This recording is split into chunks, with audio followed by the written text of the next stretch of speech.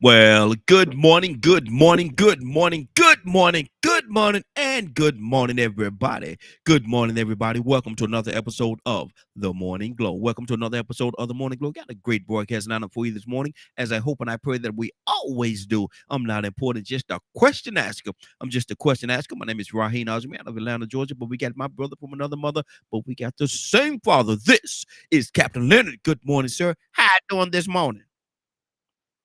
Good morning, Raheem, and the Morning Glow family. Hey, good to have you. Good to have you. Leonard. We got to start like we always used to start, man. I got to ask you, man, what is going on in the political realm, man? What's going on these days, man? There's a lot of circulations going on, but catch us up, brother. I think one of the things that's really catching my attention is how the issue with our Fulton County DA and Trump is playing out. Mm-hmm. Trump is a horrible human being Yes, sir. and a dangerous human being. Mm-hmm. Mm-hmm. And I would hope that anything he says and does during this uh, uh, issue is held against him in the court. Mm-hmm. And it should be. Threatening our DA and all these types of things, any one of you would have gotten additional federal charges for this. Mm-hmm. Mm-hmm. Mm-hmm. Mm-hmm. This is the very reason why the man is on charges now. Yep.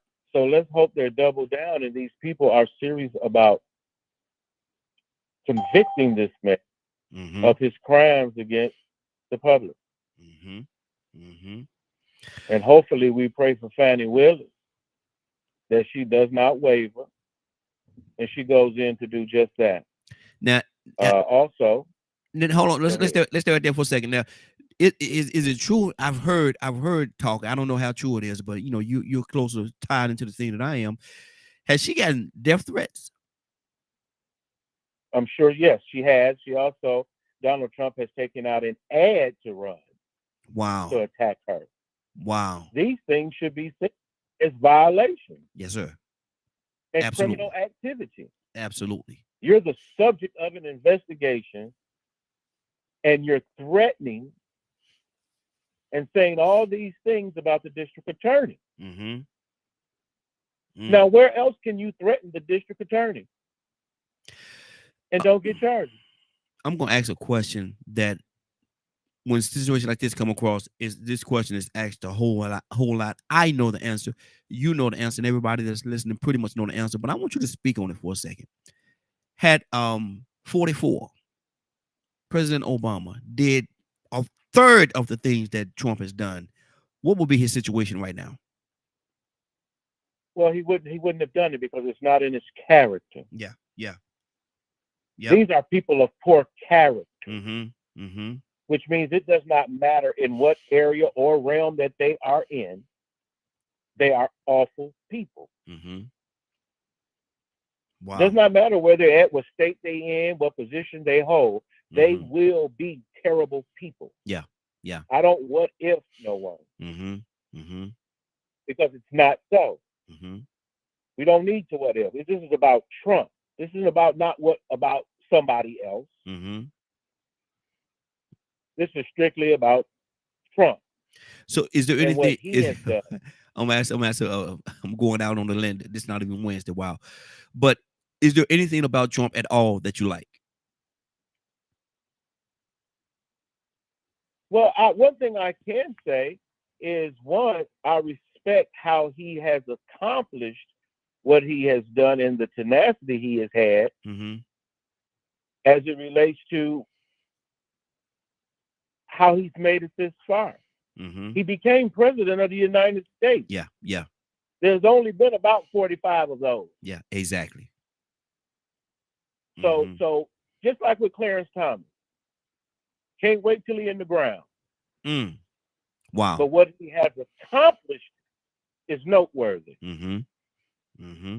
Whether you use it for good or for bad or for whatever example you're using it for. What are your feelings? Whatever Trump did, he made it to the top executive office in this nation. Yes, he did. What are your feelings towards Tim Scott? Well, all house Negroes ain't bad. Was that a They just backhanded can't was that a all be. backhanded compliment, brother? Was that a backhanded compliment? Well, I'm just saying, too many times we talk negatively about the house Negro, Mm-hmm. but the house Negro has played an important part in getting information to those in the field and to letting folks know what Master Nim was talking about Mm-hmm. and the insides on what those types of people really were thinking about us. Mm-hmm. So let's not always castigate the house Negro as this traitor Villain. Mm-hmm. because Yeah. he didn't choose to be in the house. He was chosen to be in the house. Mm-hmm. But let's judge him by his character. Mm-hmm. And I think Tim Scott is learning, but he won't rest well because of the wrong that he has done. But that's for him to be judged on the other side. But I Mm-hmm. don't care for him either. Exactly. Exactly. Toussaint, good morning, sir. How you doing this morning?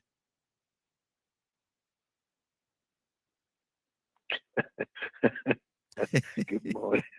Hey, Toussaint, what was Two was star. was that a What's backhanded was that a up? backhanded compliment, man? That was a backhanded slap, wasn't Listen, if anybody can backhand you and make you feel good about it, Leonard can do it. and make you feel good about Don't it. do That's me like something. You'd be like, well, thank you, sir. That was so kind of so you. so eloquently Bloody mouth and put. all. Look, so eloquently put. Thank you. Eloquently put, Yes, sir. blood streaming down from the mouth. the gospel is for everybody, you know. The truth is the truth, and it'll make you free. Mm-hmm. Yes, sir. Yes, sir. You feel free? You're sure you do. Yes, there you go. Wow. Wow. But Oh God. what do you What think? is y'all talking about? What do you think about this Trump situation, Toussaint? What? Excuse me. Oh man, you know what? Let me stop this beeping here. Mm-hmm. Uh, I don't think nothing really. I'm like that to be as stupid as he can be. He's a smart guy. Mm-hmm. Mm-hmm. Stupid to me. I don't care for him, but Is he intentionally he's done a lot. does he intentionally stir the pot, or does that line Oh up yeah, with oh what yeah, he oh want to yeah. do? He's the type of fella. He's a, I can't say what I thought, just thought right now, just now. But he stirred the pot. Yeah. Mm-hmm. He'll make you show up. He ain't gonna be there, Yeah, exactly. but he'll make you show up, Mm-hmm. Mm-hmm. and then he gonna bail out on you. Wow. Benedict Arnold, I Mm-hmm. don't know what you Mm-hmm. call it. He'll boost you up. Yeah.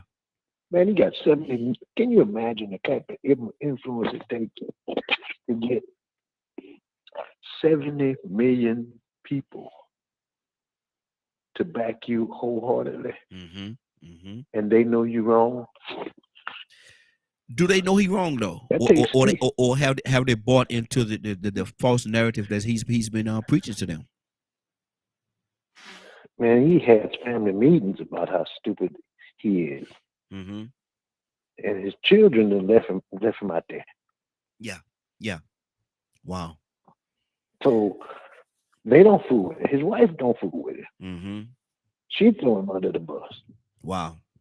But 70 million people, he done convinced some people that couldn't afford to move to Florida. Mm-hmm. Mm-hmm. Wow. they some of them homeless right now. Yeah. With a flag on their truck. Mm-hmm. That's sick, man. Trump That, 2024. that's a sickness, brother. Do you see all the flags? Yeah. Yeah. Trump 2024. They Mm-hmm. got, matter of fact, they still got some of them with Trump 2020. Mm-hmm. They're still riding around. They got it on their house. In the yard, the dog got one of them. Mm. Mm. Now, what kind of influence? Influence is a powerful thing Yes, it is. that some people wish they had. Mm-hmm. But they got some people, you and I wouldn't follow nowhere, Yeah. Yeah. Exactly. wouldn't go across the street to see them. Mm-hmm. But you mean to tell me you got the type of influence that you tell the people, meet me at the Capitol. Mm-hmm. Now you ain't going because you got your Bible upside down. Mm-hmm. Yeah. Wow. They Wow. show up, and with the type of influence is we finna, we got a man that we gonna overthrow the government today, Mm. Mm. climbing walls. Yeah. Yeah. One of the most secure buildings in the world. Do you hear what I'm saying? Yeah. Yeah. I'm with Is you. that, I'm with you. did I say something? Did I say something wrong? No, no, no. You right on point. Keep going.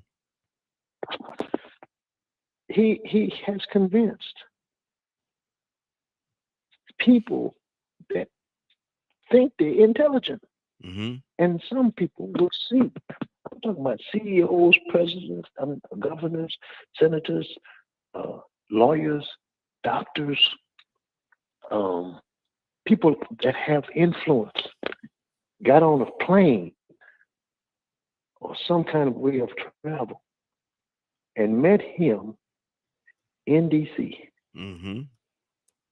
Mm-hmm. for the intentions of making America great again. Now, hold on. Stay right there. Stay right there. And I'm gonna go to Leonard. Leonard, what is this great again narrative?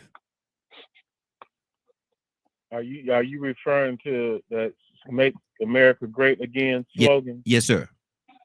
What is that? What exactly does that? And and don't tell him what answer I'm about to get. But what exactly does that mean to Leonard? Make America great again.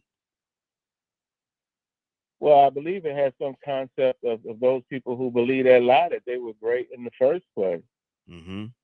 I'm not sure what they believe, what they mean. You would have to ask them Mm-hmm. because Mm-hmm. it's so many different narratives. Say, for instance, you got folks on this line that have a completely different concept of what was going on back then than a person like I would, Mm-hmm. Mm-hmm. that are older than me. What where lies the So at difference what though? point, first of What, all, what let's figure out what time they talking about. mhm. And where What, lies what the what difference? time are they talking about? But Leonard, let me ask you this, because if we both lived during a certain period of time and we know what was going on in that period of time, how can the view be so different? Because everybody didn't experience the same thing. Mm-hmm. But we all And experienced slavery, and we all experienced racism. With some of the narratives are the same that was experienced though. So how can we look at that aspect of it so differently? they're not the same. You took the people took some of the similarities and combined them together and called them the same. Mm-hmm. Mm-hmm. But to me, in my point of view, nothing's ever the same. Mm-hmm. So I don't have that concept, and Okay. that's not how I think. Mm-hmm. I think that 10 people could have been at the same time at the same place and had 10 different things that they noticed, Wow.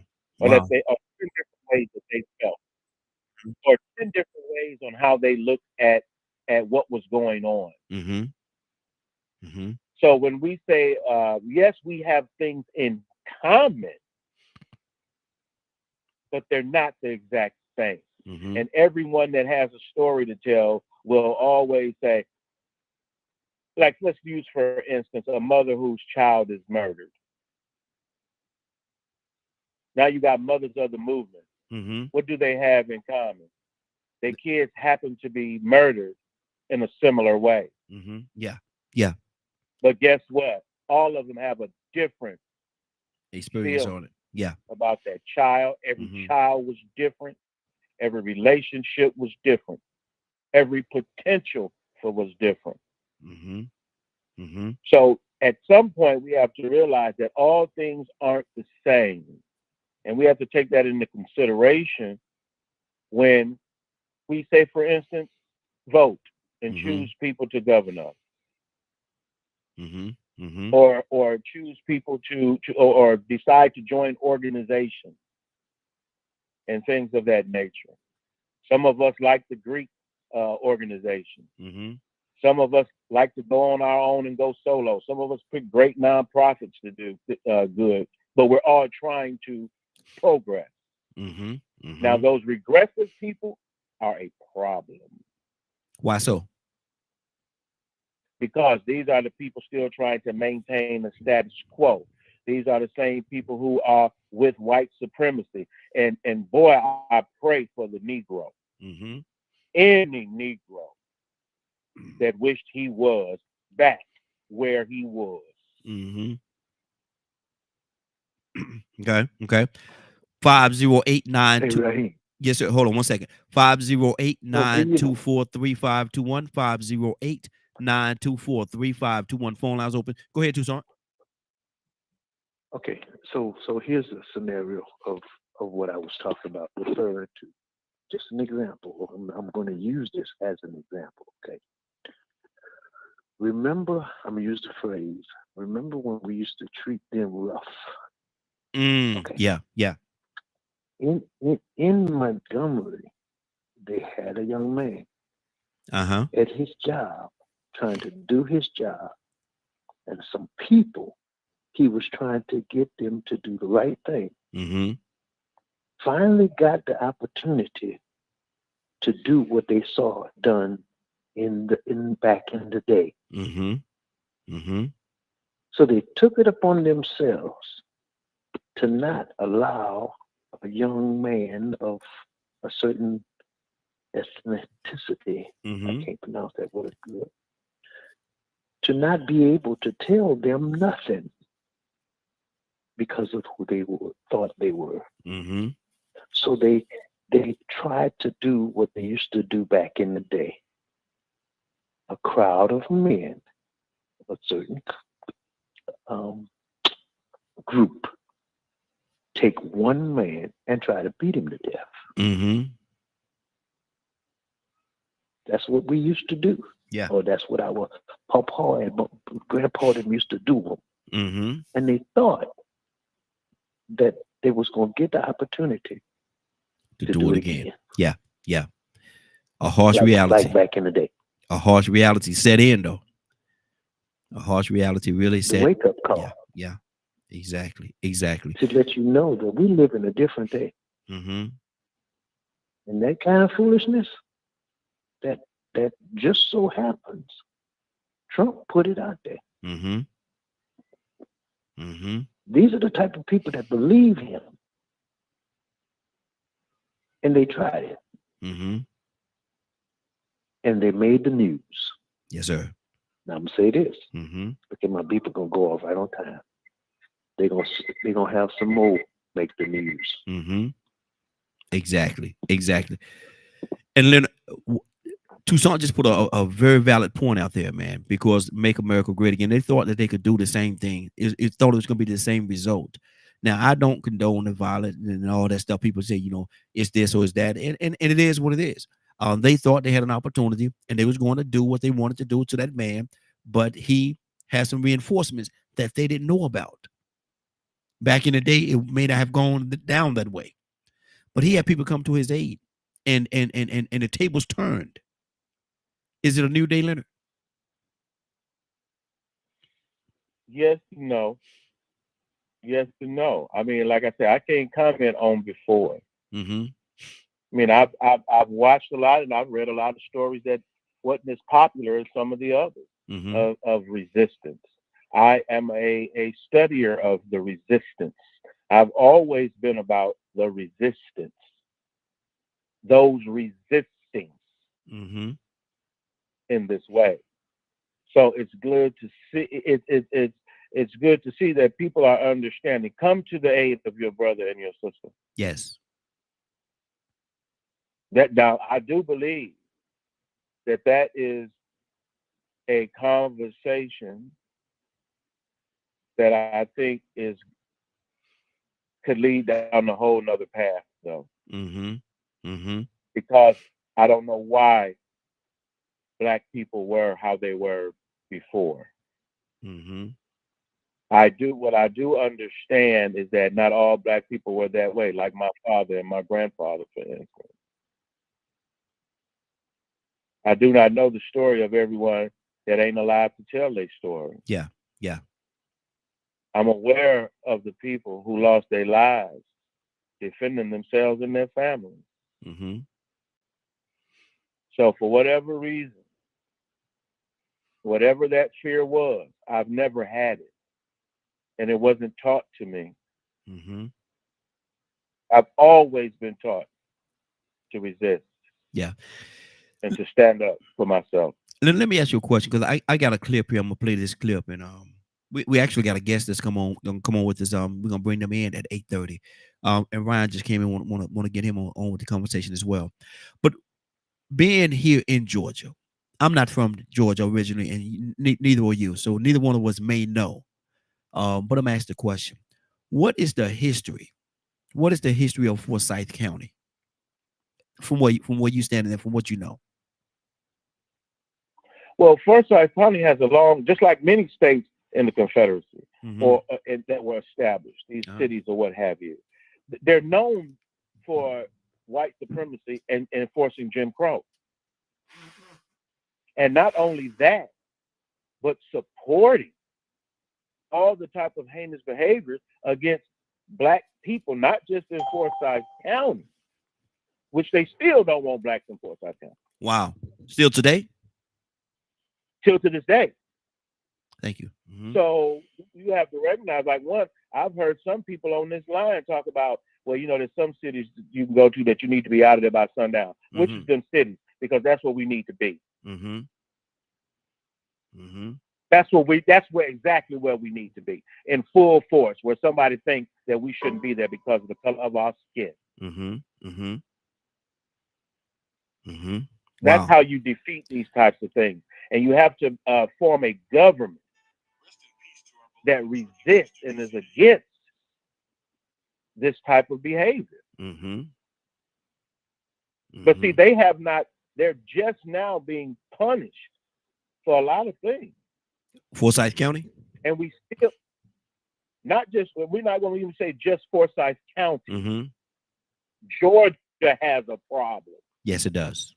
Yes, it does. Every state in the Union that was of the former Confederacy has a problem. Mm-hmm. America has this problem.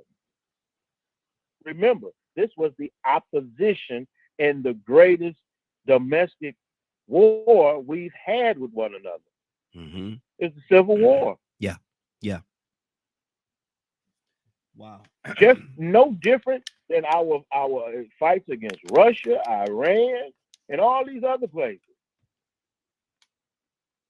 Except for they're right here on this soil. Dug in deep.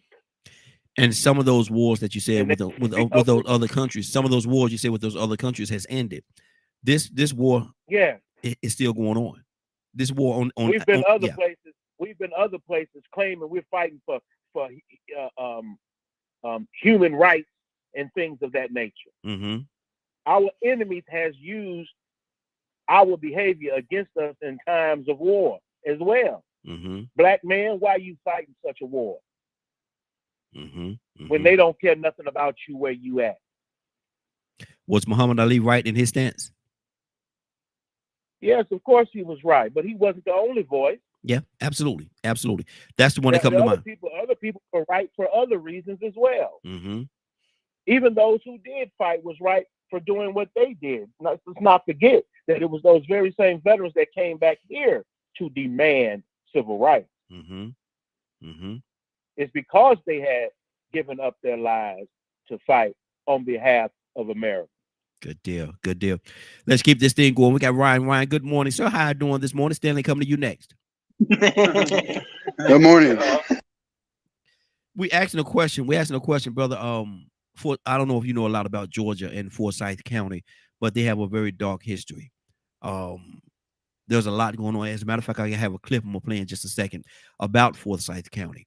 What is on your heart? Do you have any knowledge on Forsyth County and how they used to operate or still operate?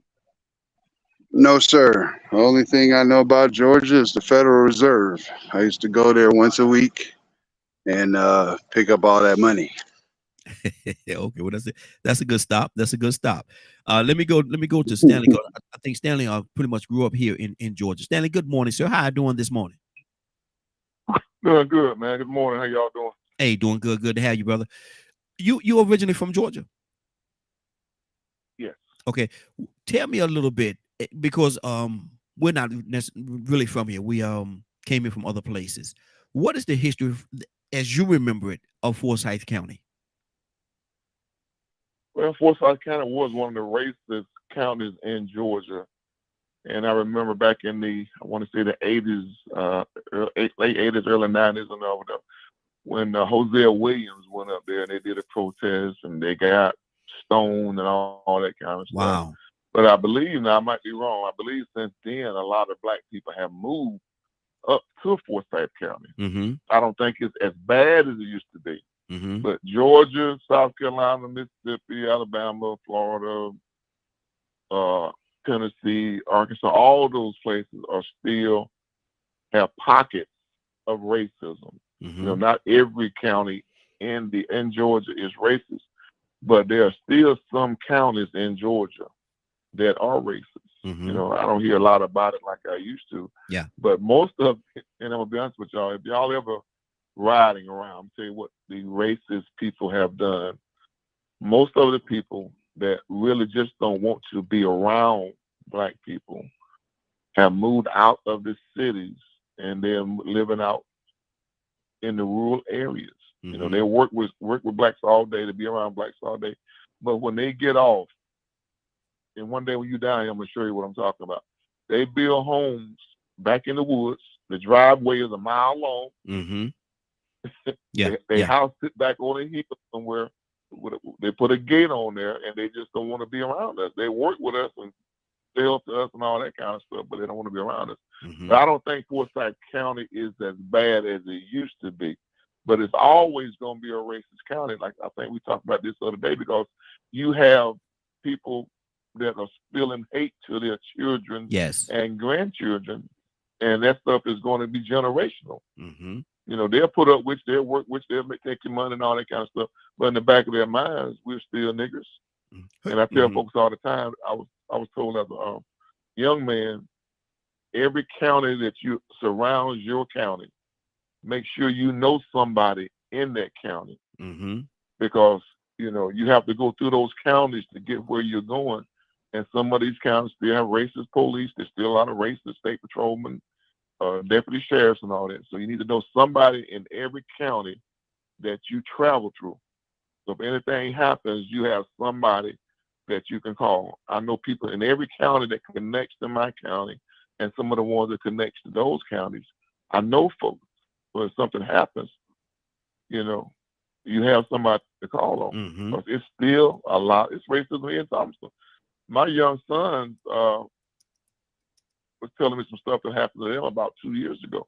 Yeah, I've never experienced it here myself.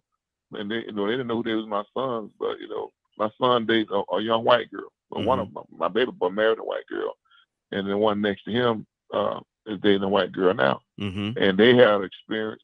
They really didn't say anything out of the way to them. They just looked at them and looked at her, looked at him, and said, Wow. We know what that means. Yeah. You know what I'm saying? So, yeah. So it's Georgia is always going to be like that because people are passing the generational hate down. Wow. And you know, that's just how it is. Mm.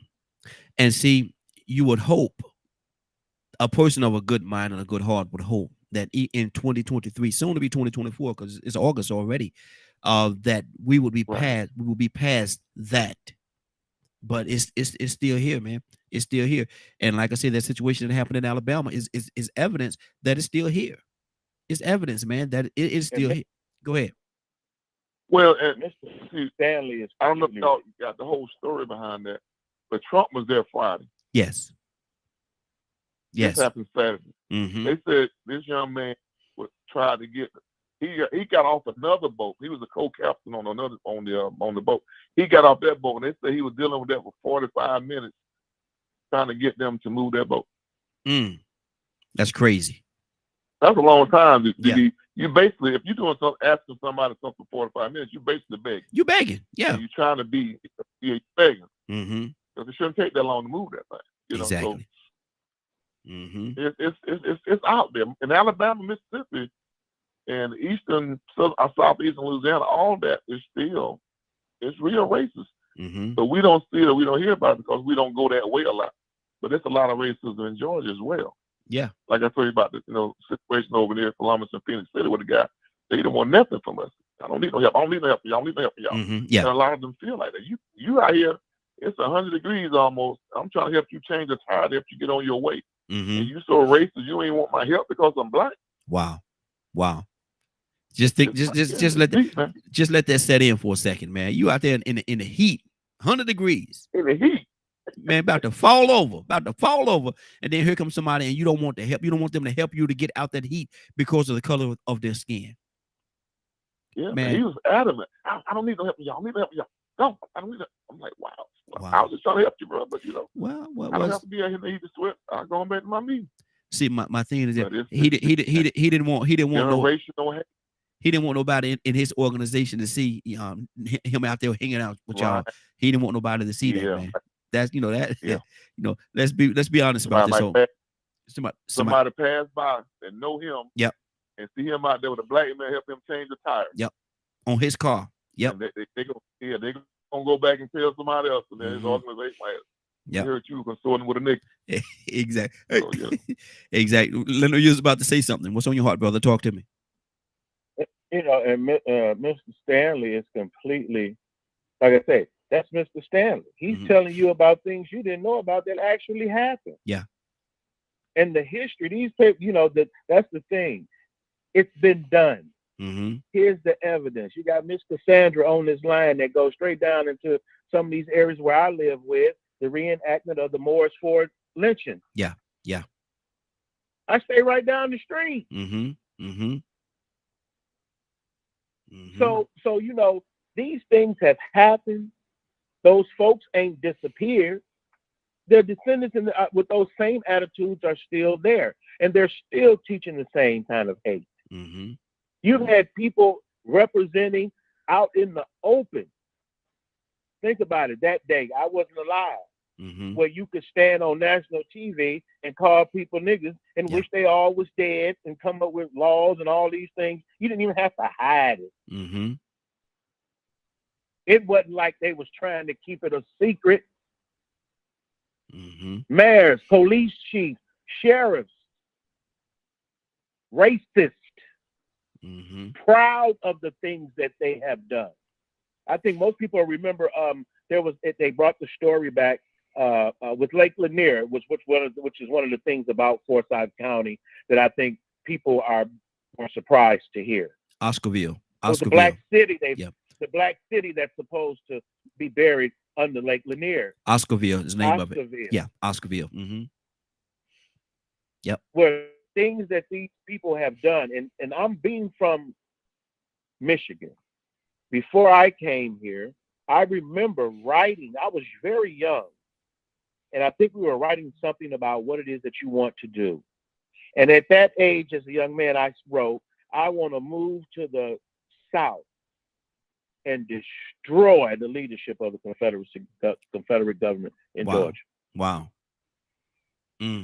Because of what I had heard about what had been done. As a little boy, I was in the Reconstruction and reading and learning about these things. Okay, let's see how we was going to make it right. Well, damn, Jim Crow ain't helped us not one bit. But the government allowed it. Yes. Yes, Lord. So we have to understand that the fight ain't over. It never ended. And you can't sit back and wait for other people to change to do it. You have to have some change agents in the mix. We're going to do this. We're going to do that. And you have to make it happen. Much respect to those folks that have made it so long here. I've been here about 28 years or so. Mm-hmm. I've been an activist since I've been here pretty much. And being involved with different things. I've met great people, even through your organization. Yes, sir. Mm-hmm. District attorneys and things like that. See, we engage the seats of power. Yes. Mm-hmm. And so I'm always trying to recruit people for this fight. Don't just sit by. If you at your job and you see it, go after it. Mm-hmm. Don't sit back. Well, they ain't messing with me. They ain't. I don't need to get. Yes, you do need to be involved. And that's the part that the man, Leonard, uniform, you be their enemy. Leonard, that's the part right there, man. That kills me, man. They ain't doing nothing to me. They ain't doing nothing. What do they have to do something to you for you to make a difference? For you to stand up? It got to be something. They got to do something to you for you. Come on, man. That kills me, man. Why does it have to? So if it don't knock on your door, you ain't care. You don't care about nobody else's door. Do not teach your children to fear white folks. Exactly. That's the worst thing in the world to do. Because then they will think that they have to respect these people because they're white. Come on. They're just as horrible as the devil himself. Absolutely. Let me say, cause I see you are never respected. Absolutely, cause I see you watching over there. I see you watching. Love you too, cuz. Love you too. Tucson, you had something on your heart, brother. What's on your heart? Yeah, I wanted to bring up something talking in this conversation about something you said the other day when we talked. The house Negro that had some children, and their children's children have had some children, and they walking around here, that type of mentality. That's just my thoughts, opinion. Yeah. That's why some people act like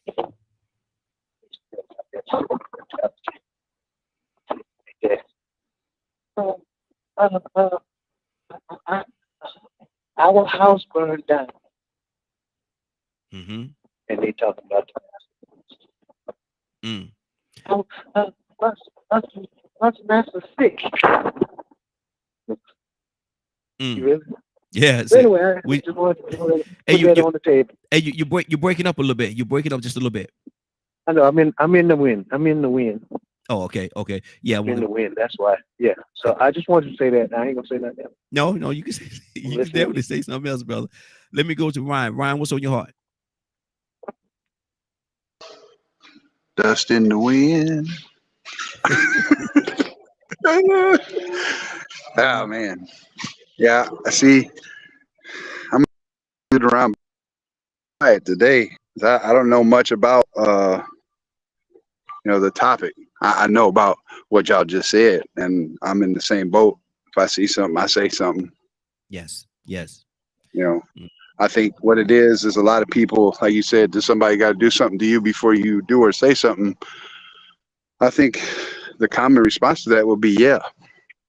Simply because if they say something, they feel like something's gonna get done to them anyway. See what I'm saying? Exactly. They're putting their livelihood at risk, and people don't want to do that, and that kind of perpetuates the cycle. But yeah, I mean, I'm gonna have to just sit back and listen and get educated today a little bit, and if I got something to say, I'll chime in. Yes, sir. Let me go to Stanley. Stanley, what's on your heart, brother? Talk to me. Stanley, people a lot of time, who is, and if you haven't studied on this, I understand, because a lot of people have not. But who is and who was Uncle Tom? Well, let me tell you something about Uncle Tom. Uncle Tom, people say what they want to say about Tom, but Tom did what he had to do to help other people be free. Yes. Yes. And they called Yep. people Uncle Tom like he was just somebody that bowed down to the masters and y'all the balls, y'all. But he was doing what he had to do at the time to help other folks gain their freedom. So so when people call people Uncle Tom, they really don't understand what they're saying. They just go by what they heard. Exactly. A lot of people have sacrificed so that we can live the life we're living now. And it's our responsibility to, as they say, train up a child in the way he should go, and that way revert back to it. It's our responsibility to make the next generations smarter and stronger and wiser than we were. Every generation is supposed to get stronger and smarter. Some of them don't, because some people really don't know how to pass on wisdom or pass on things that they learn. So they're just teaching what they know right now. But it's our job to make the next generation stronger. And see, the same way we're trying to make our kids and grandkids and great grandkids, we're trying to provide a better life for them, show them what to do, how to do it, how to have something, how to invest, how to make money, how to own property and grow their own fruits and vegetables, all that stuff. The same way we're instilling that wisdom and knowledge to them, you still have racists who are instilling racist values in their children. Yes, absolutely. Absolutely. So it's crazy, because that's why this thing is living so long. And people don't understand, if we all just try to get along, work together, and improve things, the world would be a better place. Yes. But if you got put on the left, pushing love and understanding and collaboration and cooperation and teamwork and how to build something positive, but then you got people on the right saying, no, niggas need to be where they were 100 years ago. We're gonna make America great again, and we're gonna push it back pre-civil rights era, keep them down in their place, because they never thought, when they wrote the Constitution and the Declaration of Independence, they never thought that black people would be anything other than slaves. Yeah. Yeah. They never thought of us being president of the United States, governors of states, senators, state representatives, congressmen, judges, police chiefs, sheriffs, any of that stuff. They always thought that we would be beneath them. This country was built to be run by old white men. Wow. That's why you have to be, 45 to even run for president? Yes. They never thought black people would run for president. They wanted old white men to run this country forever. And once that has not happened, the only way they can try to control things, they have to keep that generational hatred going. It's some people that really just hate black people. I walk by people, man, they'll rather look at the ground when you walking towards them. Yeah. They rather look at the ground than look at you and say good morning. Yeah. Yeah. I've seen that too. Yeah. There's an old white man in Talbot County. I remember this story my pastor told this. He was from Talbot County. We're in Talbot, about 15 miles from here. He said it was an old white man over in Talbot. Everybody knew he was racist. He didn't try to hide that. But if he met you on the street, he would say good morning or good afternoon or good evening. So one of his white partners asked him one day, said, "Why do you speak to these black people and we know that we don't like them?" He said, "Everybody deserves courtesy of a good morning or good afternoon or good evening." Wow. He spoke to black people even though he didn't like black people. But he said, everybody, that's God right there. He said, everybody deserves that. That belongs to God. Wow. Common courtesy. So even in his hate, ain't that something? Ain't that something? Even in his hate, he said that belongs to God. And he spoke good morning, good afternoon, good evening. But he did not like black. He wouldn't deal with black folks, but he gave them the courtesy of that greeting. Exactly. That's good. That's good. Ibrahim, good morning, sir. How you doing this morning? Oh, hey, all praise to God. I'm doing well. Good deal. Good deal. So, good. What's going on? Well, I'm gonna ask you. We talking about a certain thing, but I'm gonna ask you a question along the same lines. But I know you're not originally from Georgia, are you? Yeah, I am. I'm Okay. gonna go back 500 years. I was born and raised in Atlanta, 1951. Yes, sir. Tell me about because you're of a certain age, and so you probably would know about this a lot more than myself would, because I'm not as seasoned. How about that? Are there still Yeah, what they call sundown towns in the state of Georgia? sort of. Yeah, yes, they are. In Atlanta, there's some areas that you after dark. We see it all the time. We see these Karens and these cabins asking people what the hell they doing in Mm-hmm. their neighborhood, their Mm-hmm. town, Mm-hmm. and live there. They're probably more wealthy than the people there. Mm. Um, yeah, and see, I tell you, Atlanta. Everybody view Georgia now by looking at Atlanta. But if you live down around Savannah, um, outside of Macon, around Macon, Albany, Cordele, Brunswick, Savannah, Valdosta, Camilla, racism and the old-fashioned way of doing things is alive and well. Wow. And and then when you raise your kids, I heard Leonard, Dr. Leonard speak, and I heard the last one, Stan, I think it was. Now, Yes. Stan made sense to me because he know what the South is like. He's born and raised down here. At Montgomery, places like that, and what we saw was people's frustration. And Uncle Tom, I don't know what Uncle Tom is because it's so mixed up now. Because young people say a man got a good job, taking care of his family, a woman got a good job, taking care of family, doing something for a community, or just surviving so kids can live or go to school or whatever, and live the next day. They call him Uncle Tom. Mm-hmm. And why are you doing that? Why you working a white man's job? Well, you got a job for me? Now, when I was young, black people had jobs for you. Mm-hmm. You know what I mean? Real work. Yeah. It's Yeah. a brickyard in Atlanta now, started by black people, and make a lot of money. I worked for them. It was a hard job. I worked for them about 1 week. I said, no, I didn't go back to get my check. It was so hard. Good Lord. But I owe you money. yeah, I owe you money. Don't worry about it. I owe you money. I tell you what, now, if you want to know how things is, I worked in tobacco field when I was about 17, 18. I went down up to SCLC, and I was stranded. An old black lady took me into a place and told me a man had a job for me. I want to get some money for bus fare. It's a true story. Mm-hmm. And she said, early in the morning, man came daylight, called somebody, took me down to the battlefield. They picked me up a truck, some black people, took me down to the battlefield. So all I do is clock them bottle rolls of back. I got down there, I was, fresh and everything. I looked down, I couldn't see the end of that field.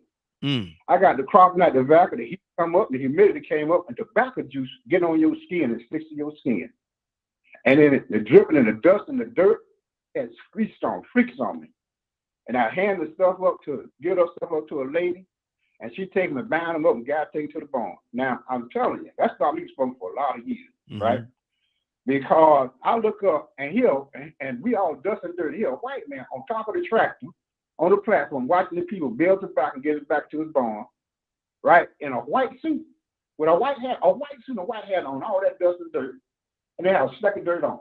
Mm. And that's the only time I looked up and all that heat and humidity and degradation and wonder how in the hell I want to go on white. It's the only time I first and last, right? Mm-hmm. And then to get an hour break, and then I ain't finished yet. And at the end of the day, you know what you got? $5. Dusty dog, $5. $5. And that was good money, right? Mm. And you know what the black men, women, people did? And they got their $5 when it got cool at night, they went to work with some kids going putting saplings into dirt. Saplings in dirt to make extra money. You know what I'm saying? Wow. Now that's the kind, but the attitude was, why y'all do that for the white man? But the thing was, they did it for their family. They raised their children up. They children all up here in the city, don't want no land, don't want nothing, don't want to do nothing, don't want that cotton down there, want to pick that cotton or grow that cotton and sell. It was black farms that cotton all the way back to Booker T. Washington. Mm-hmm. He spoke around about the black cotton farm. And you know what? We look at people like that as being ignorant Negro and loving white folks. They said integration, and what hurts me when I hear people say integration, because we want to sit next to white folk and everything.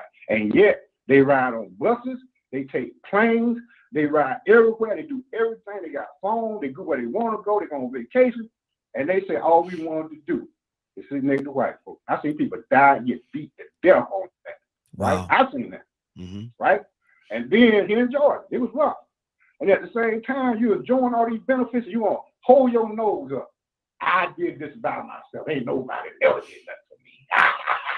And the very reason you even want, you can say that is because people died, and some black woman or some black man had you and gave you a life. Even having a child, you understand, having children back in those days, that was an act of revolution. You understand when you have a child, you talking about everything you want to put on me. You talking about slave. I'm talking about my time. As Wrap it up, brother. For a black woman have a child, love a man, right? And get a child, feed their child, put a roof on their head. All they could do for their children is see them make it to another day, so they can make it to another day. And these people, and now people want to sit back and look at them. I'm superior to them. You're there because they existed. You exist because of them. And you want to look back and talk how they survived. Right.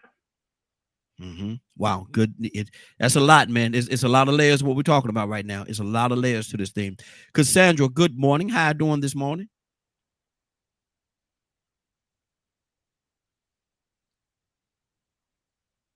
Cassandra, you there?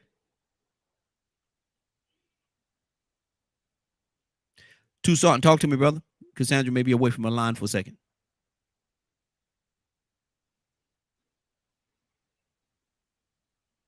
Tucson, can you hear me?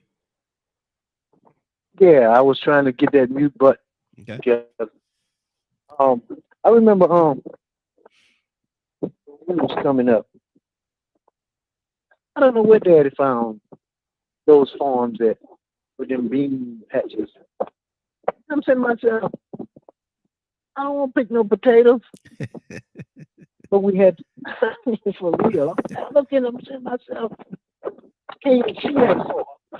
They said, well, go to the end and make your way back.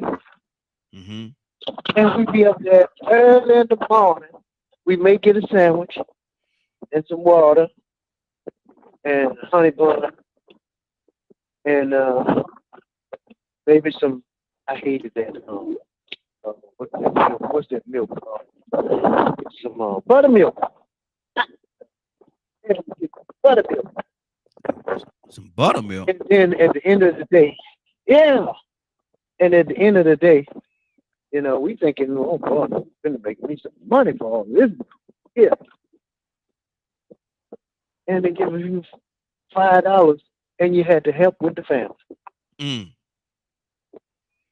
That now I'm not even 60 yet. I'm 59. But my sisters, I got a sister that's, I think she's almost 70. She should be about 75 now. So I'm the last of 12. Same parents they had. And we would live across the street from the school during segregation that other people were protesting trying to get there. We was already going. We was already fighting. And so but there were some people that will say, man, you don't talk to them people like that. What do you mean? What are you talking about? Yeah. There's so many things that we had to, because I grew up in a little town, called Opelousas. But they had the great Opelousas massacre. Where they just decided that they were just gonna kill a bunch of them. Same time I grew up in. And so that mentality was there. And it's just crazy when you live, and now I live in Mississippi. They show now we talk about Mississippi to some people that stay up north. They say, I got to go. I ain't going. I don't know why, but they heard about Mississippi. It's true. As a matter of fact, I'm walking now. looking at something. I heard the conversation Ain't this you? morning. This morning, Mm-hmm. I'm saying to myself, ain't nothing changed but clothes. Wow. And I'll just Wow. leave that right there. And say ain't nothing changed but the clothes. Wow. Wow. That's that's a lot there. Stanley, talk to me, brother.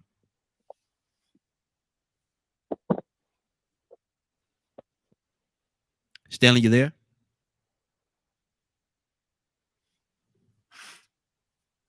Leonard, take it. I think, I'm glad folks like my man Tucson can tell you. He ain't making nothing up. Mm-hmm. He's telling you actually what it was like. So for people to deny this, that, or the other to me is ridiculous. And so that's why we're having such a struggle now with trying to make changes. Because those same people that perpetrated that type of behavior, they're still here. Mm-hmm.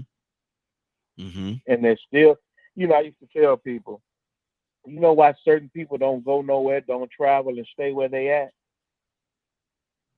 Why? It's because that's where they are known. Familiar. Mm-hmm. See, you got folks who have histories of murdering, killing, and raping Black people that still live in these places. And they stay in them places because they won't face prosecution. You can go to some towns right now and folks can do whatever they want to because their mother, their father may very well likely be the judge. The streets in that town are named after those people who brought such terror on Black folks. The reason why Forsyth County, which you mentioned before, is so well known is because of the death of racism and death and those things that were suffered there. Mm-hmm. And these stories that folks tell, like Tucson's fairly young. But you let somebody 70 tell you about what it was like to live in these places. My father, even up north, saved the white man from dying by resuscitating him. Mm-hmm. He come to and wish he was dead once he found out that a Black man had put his mouth on him. Wow. Wow. So we have to understand. Leonard, say that part one more time, and I want people to understand the level of hate, the level of hate that have to be tied into that. He didn't even want to live, knowing that a Black man had. No, he would rather have died. Yes, yes. Than when Wow. he found out that my daddy, a Black man, revived him. Wow. My daddy left the South because of a lot of the racism there. Mm-hmm. And when white folks tried to attack him. This wasn't 100 years ago. Even to this day, we still doing the work that I do, can get cases of where Black folks can go into some stores in certain areas, like up in them northern counties of Georgia, and the white folks won't even wait on them. Mm-hmm. They still spray painting the derogatory words and things on their property. Mm-hmm. Folks that where if you go try to look at a house in a certain neighborhood, you got folks following you. Wow. That's today. That's not 100 years ago. Folks that commit crimes right here still to this day are let off by these judicial systems when the perpetrator is white and the victim is Black. Much like what would have happened had they not had that video of Ahmaud. Exactly. Mm-hmm. Had they not had that video. Exactly. And so we have to understand that when we sit back and we don't participate in elections, you could be still allowing the Klan to be a district attorney. A Klan member still being a judge, Yes, sir. a Klan member still being the principal of your school. And what kind of justice do you think you're going to get in that instance? What kind of justice are you going to get? Exactly. Stay right there, Leonard. We got a couple. As a matter of fact, we have our guest on that's going to be with us. She's in the green room. We're going to bring her in just a minute. But I want to go to Cassandra right now. Cassandra, we're talking right now about a lot of different things. One of the things we're talking about is the history of Forsyth County, Georgia. What do you know about Forsyth County? And good morning. How are you doing this morning? Yeah. Good morning. Good morning. Yeah. Well, it's like many of the places in my hometown, Charleston, South Carolina, around the counties in Charleston. And can I just share something that happened to me yesterday? Yes, absolutely. Go ahead. Please? I was in Newnan. I went to pick up some stuff. You know, I do the decor. I went to pick up some stuff in a Newnan area, and I was passing through, and I had to go into this little store, little country store. I needed some gas. There wasn't nothing really around but that little store. So I went in the store. I had on, you know, my big earrings, and just doing me. And I walked in the store, and it wasn't no black people in there. There was a young white guy that I walked in, and he turned around, and immediately I could feel it. Almost was like a hatred for me. And I mean, if looks could kill, this kid probably would have killed me right there on the spot. I'm telling you, it's so strange that we're talking about this. And I felt, really sort of uncomfortable. And I was like, dang.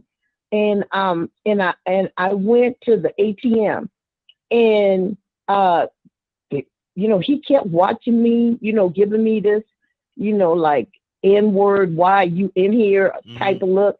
And the ATM, something, it wouldn't take my card or something. I asked the lady, I said, ma'am, is the machine working? She said, no, I got to put a sign, it's out of order.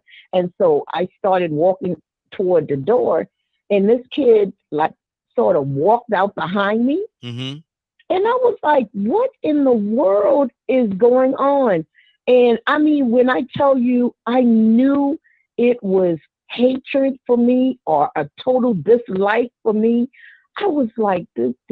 But I'm telling you, Georgia, just like South Carolina, I was born and raised in South Carolina. South Carolina to me is one of the most oppressed, right with Mississippi and a few of the others, Alabama, Georgia, one of the most oppressed places in this country to live. And all people can think about with my hometown is, oh, it's so pretty. Oh, the history. Yeah, slavery, the first shots of the Civil War was shot right off of Fort Sumter, like a mile from where I grew up, because I grew up right downtown Charleston at the waterfront area almost. So it hurts me even to think like that when it comes to Georgia, but it's real in the South for real. I know it's some places up north as well, but in the South, that mentality of hatred toward Black people is still alive and well. And I'm going to wait till you come back around if you stay on this subject, and I wanted to share something else, but it's alive and well. That's all I have to say. And it hurts me to think like that because I grew up in the South. Exactly. And truth of the matter is here. Is here. You hate to think that in this day and time, you hate to think that it's really still here and that it's as rapid as it is. But reality, if you turn a blind eye, it could very well kill you. If you turn a blind eye, it could very well kill you. Prime example again, the situation that happened in Alabama just a few days ago. Had nobody came to that man's, had nobody come to his rescue, had nobody come to his aid, they could have very well killed that man, beat him to death. Killed him, and left kicking him and punching him. Either left him laying right there or kicked his body in the water. Had nobody come to his aid. that could very well have been a reality. We got our guest on right there. We got Curtis on with us as well. Curtis, I'm gonna come to you. I'm gonna introduce the guest, get her in, and we're gonna talk about some things that I know lines up with this right here, and is very near and dear to everyone's heart. So I'm gonna give her an opportunity, bring her in, give her an opportunity to say good morning. Good morning, young lady. How you doing this morning? Hey, good morning. How are you? Hey, doing well, doing well. Introduce yourself. Tell everybody a little bit about your name and a little bit about yourself, and we're gonna get into this conversation. And I'm so excited that you join us this morning. Thank you very much. Yeah, well, thank you for having me. It's quite early, but I made sure I was here for you. I'm Thank Tamara Johnson Shealy. I am the lead advocate for House Bill 89 right here in the great state of Georgia. And House Bill 89 is reparations. If you see it on my T-shirt, reparations for those of us who are descendants of chattel slavery. House Bill 89 is a study commission. It mirrors the work that has been done in California. It's the same legislation that created a commission that California, where they were able to study reparations potential policies for the last 2 years. So it creates a commission for those of us who are descendants of chattel slavery to have a commission right here in the great state of Georgia. Good deal, good deal. Let me and we have quite a few people. The family is here, so we're gonna open up for them to ask you questions as well as we go, if that's okay with Mhm. you. Oh, absolutely. In the beginning, let's do some education in the beginning, just in case Mhm. somebody has been laying up on the rock or sleeping on the rock and don't know. What is reparations? What reparations is the repair. It is the repair of the harm that has been done to us generation after generation, systemic injustice after systemic injustice that started with slavery, Jim Crow, black codes, convict leasing, no New Deal, no GI Bill, redlining, war on drugs, mass incarceration, systemic injustice after systemic injustice that's been done to those of us who were chattel. Chattel means we were actual property. We were passed down generation to generation as if we were a piece of furniture, you know, no regard for our lives. We built the wealth that this nation has. America built its wealth. We were more valuable than all the assets, our bodies, our black bodies, our free labor, 246 years of free labor. This is a debt. So when America says, they don't owe us, oh, absolutely you do. This is a debt that is owed to generations of people that have never been repaired. So that is reparations. Okay. Why and this is I'm asking a question, ask the question, ask I know the answer to a lot of the questions that I'm going to ask you, but bear with me for a second. Mhm. Why reparations and why today? Oh my gosh, reparations is past due. It's past due. If you look at the data shows that by 2053, Black America will have zero net wealth. And they say, well, many of you have made it. Look at the Oprahs, look at the Tyler Perrys. When you take and aggregate these numbers and you say, okay, these millions and billions that these people have versus what we don't have over here, when you bring these numbers together, the data shows that by 2053, that we will be at zero net wealth, Mhm. zero. So Wow. this is a plight, and we're on a race to the bottom. And this was data. This Mm. information was pre-COVID. COVID Mhm. has sped all of that up.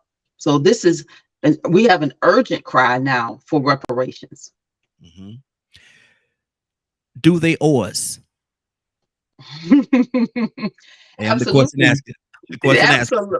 Absolutely. They absolutely, the American government owes us. So for us to have a bill here in Georgia, because they sanctioned all of this, like this was under under this country's, this was policy all around the nation. But here in Georgia and what they've done in California, it forces the federal government. It's like this is the groundswell. This is what we have to do as activists, as advocates. We have to force the federal government to do what they're supposed to do. These are policy recommendations on a state level, what Mhm. California has done, what we're trying to do here in Georgia. This is policy recommendations on a state level, but ultimately, this is the responsibility of the federal government. So absolutely, they owe us. Okay. Now, a lot of people have a misconception, or they view this thing differently.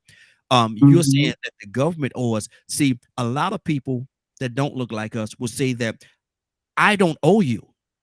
We don't owe. We don't, and they get those lines blurred a little bit. You're not saying that the people owe us. You're saying that the government owe us for what has happened in terrible situations that we was placed in during that time. Am I correct? Absolutely. Mhm. Oh, absolutely. Hands down, you nailed it. And that's not an argument. Japanese got reparations when their plight, Germans, Jews, like there's been reparations. So this is Native Americans, they have their reservations. So it's like Black America, we've never, that 40 acres and a mule, we never got what was promised, quote unquote, to us. Mhm. So this is a debt that is old. And what you see in today with that brawl, I think you were talking about that a bit earlier. Yes. What we saw with that brawl is that there's a generation of us, this stuff is bubbling over. This Mhm. stuff is bubbling over. And there's these hashtags, we are not our ancestors. Many of us aren't going to just sit back and it was obvious those people that came out to help that man on that pier, we're not going to just sit back and not Yes. come back. we just not built like that. Mm-hmm. Exactly. I'm trying to understand and please correct me if I'm wrong. I could be off on this, but the slave owners got a certain reparations for. When they freed, when they freed the slaves, they actually got reparations. So they were compensated Mhm. for the harm, for losing their property. And Yes. we were their property. And they set us free. Okay, Reconstruction happens, and even look what happened during Reconstruction. You bomb us, you terrorize us, you destroy our communities. We were still never able to build well. Mm-hmm. Mm-hmm. And I'm trying to understand, and sister, you probably can help get this a little clearer for me. How could the person that victimized us get reparations, but the victims get nothing? How does that work? It worked. Obviously, they did it in our faces, right? In Yeah. our faces. This is the country. This is America. They've done it. So where are we, and what do we need to do? And I'm open up, Corey, I know everybody have questions for you, so I'm gonna open up and let them ask questions as well. But what do we need to do at this point?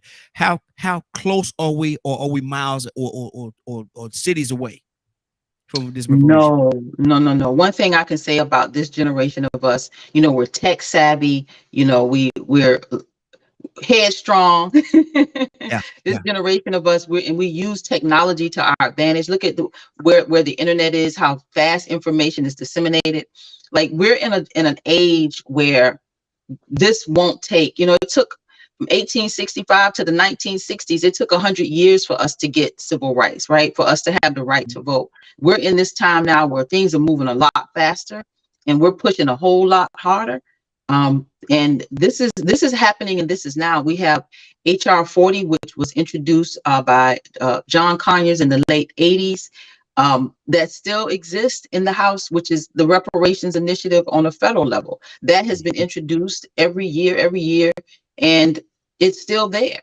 And we have S40 over in the Senate, introduced, and we have to keep pushing. We have to keep pushing and demanding that our legislators pass this type of legislation. Exactly. Now, I think I heard you say that you're in partnership. The whole organization is in partnership with California. How does that work? Oh yeah, we're activists. We're not. Again, there's the power of the internet. There's the power of social media. We're activists. We're connected. We fight online. Most of us are very. We have a presence on social media, and we're very much connected. We've come together over the years. I've been actively doing this now for. I think I'm going into 4 or 5 years here in the state of Georgia, and being amongst the other activists around the country. So yeah, we're mighty and we're powerful. Good deal. Now, in regards to reparations, what should we look for? Is it a monetary thing that we should look for? Is it land that we should look for? What exactly what are the rewards that we should look for as a result of getting these reparations? We are owed everything. It is monetary. They're gonna have to cut the check, but then you have to think about even the psychological damage that's been done to us as a people. Like I always say this, and I say it, I try to be as respectful, but we are not well. Like we as a people, we're not well. Our families are broken. And that brokenness and that trauma, all of that is in our DNA. And it has shown up generation after generation in all of our families. And no family is perfect across the board, but Yes. there's some damage. There is damage that has been done to us that we have to repair. There's land, the tangibles, there's land, there's resources that we're owed, education. There's a myriad of ways that this has to be addressed. There is no magic bullet to this. Yes. It's Yes. all of it. It's all of it. And we have to be addressed holistically. You broke generations of people. You broke us generations after generation. So you're going to have to repair us. And that reparations, when people talk about like, how are we going to get it? And who's going to get this big check? That's really like not what we're asking for. This is generations of work that will need to happen. Like I need to be repaired. My children, my children's children. Like, again, this trauma is in our DNA. So this is something that we can look at, because the federal government always wants to say, well, who's going to write this big check? We're already in debt. They always want to make these arguments about where the money's going to come from, quote unquote, right? We understand that, they could cut this check, but we can get this in increments, generations after generations, but the work has to be done now, and the checks have to be cut, and the repair needs to happen. How often do they send a rocket ship to the moon, and how much does that cost? Exactly. Yeah, exactly.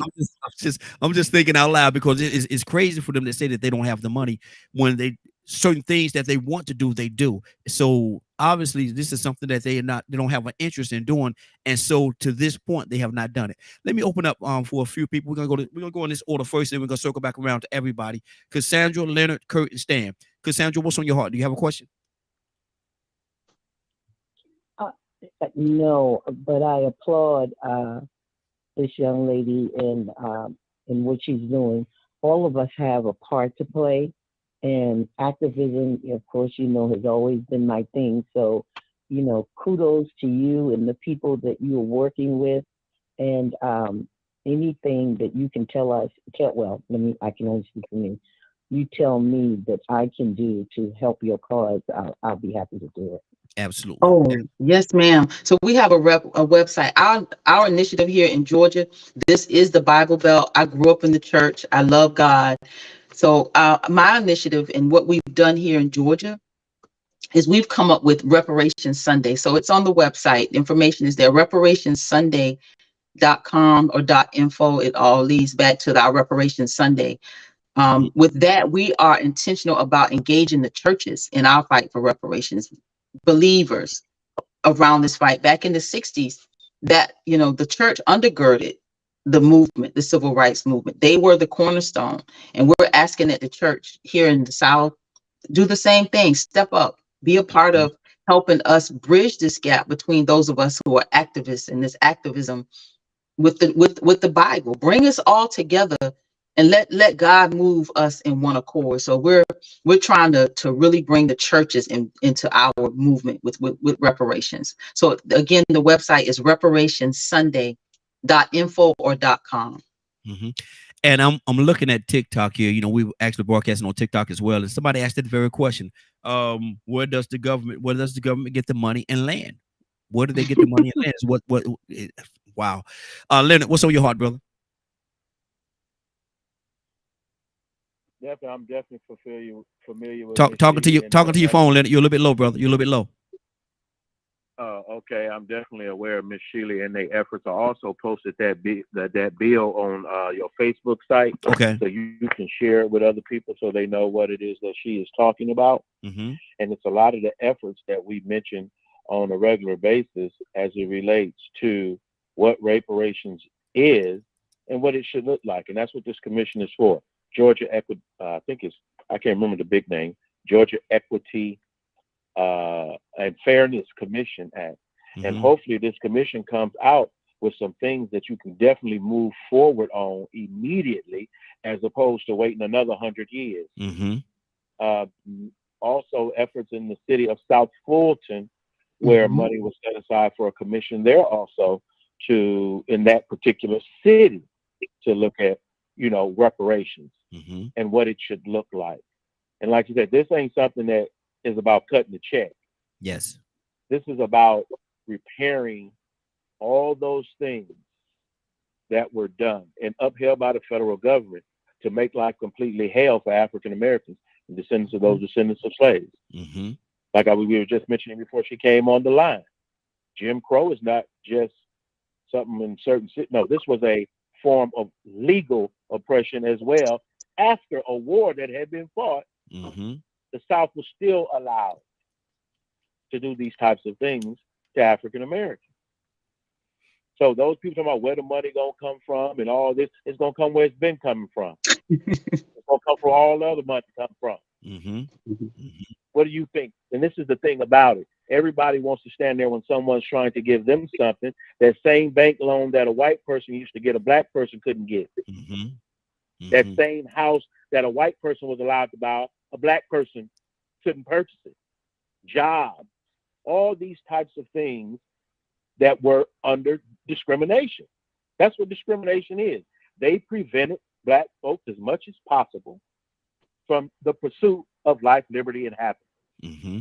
Not just at the polls, but right in their very cities, in their schools, public transportation, public housing, you name it. Mm-hmm. Mm-hmm. So we have to be very clear what it's about. Yes. And these people are talking about, well, where it's going to come from, where your mama stuff come from, where your daddy stuff came from. That's where it's going to come from. Absolutely, absolutely. Let's keep this thing going. Kurt, good morning, sir. How are you doing this morning? Morning, bro. What's going on? Hey, we talking about reparations, brother. What's on your heart? You have a question for the young lady? I have a question and a statement. Okay.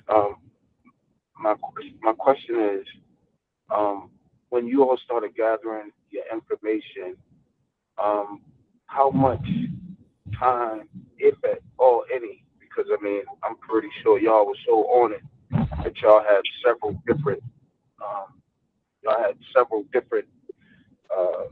academic opportunities to pick and pull from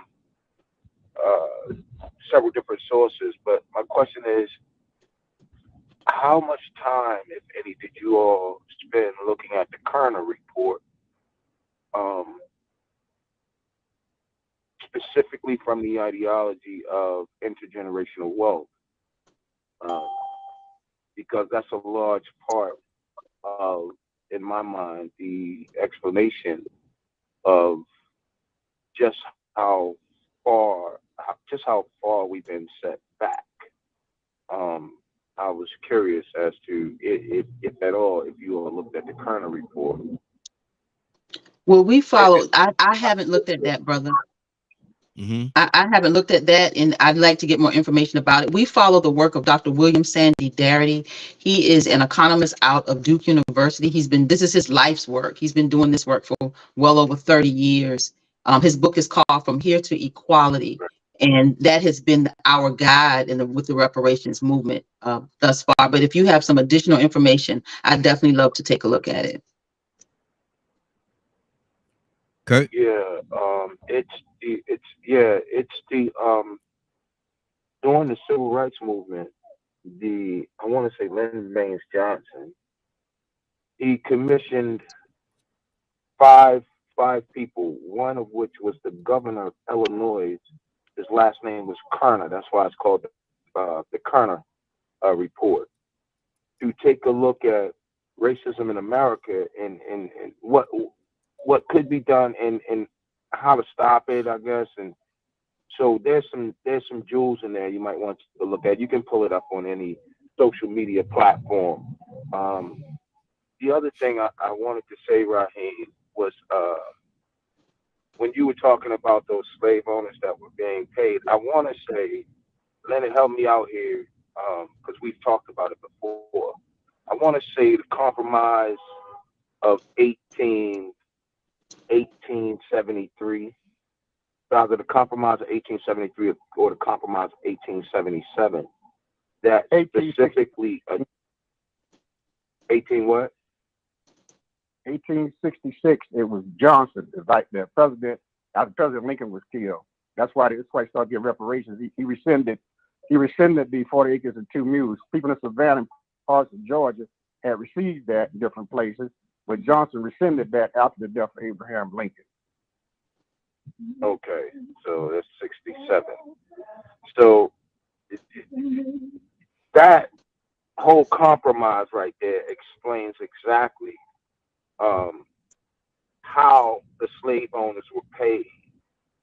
And the sister was so on point when she said, oh, yeah, they were paid for property loss, all properties lost. And it extends as far as, you know, a lot of times we think slavery and everything of slavery just happened in the South. Wrap it up for me, Kurt. But there's empirical data that shows that it was propped up by Wall Street, by the insurance companies on Wall Street, by banks that was connected to Wall Street. So, you know, reparations is what it is. It's something that our forefathers earned. Exactly. Stay right there, Kurt. People don't do it. Okay, stay right there, Kurt. We got to keep this thing moving, man. Let me go to Stan. Stan, good morning. So again, what's on your heart? You have a question?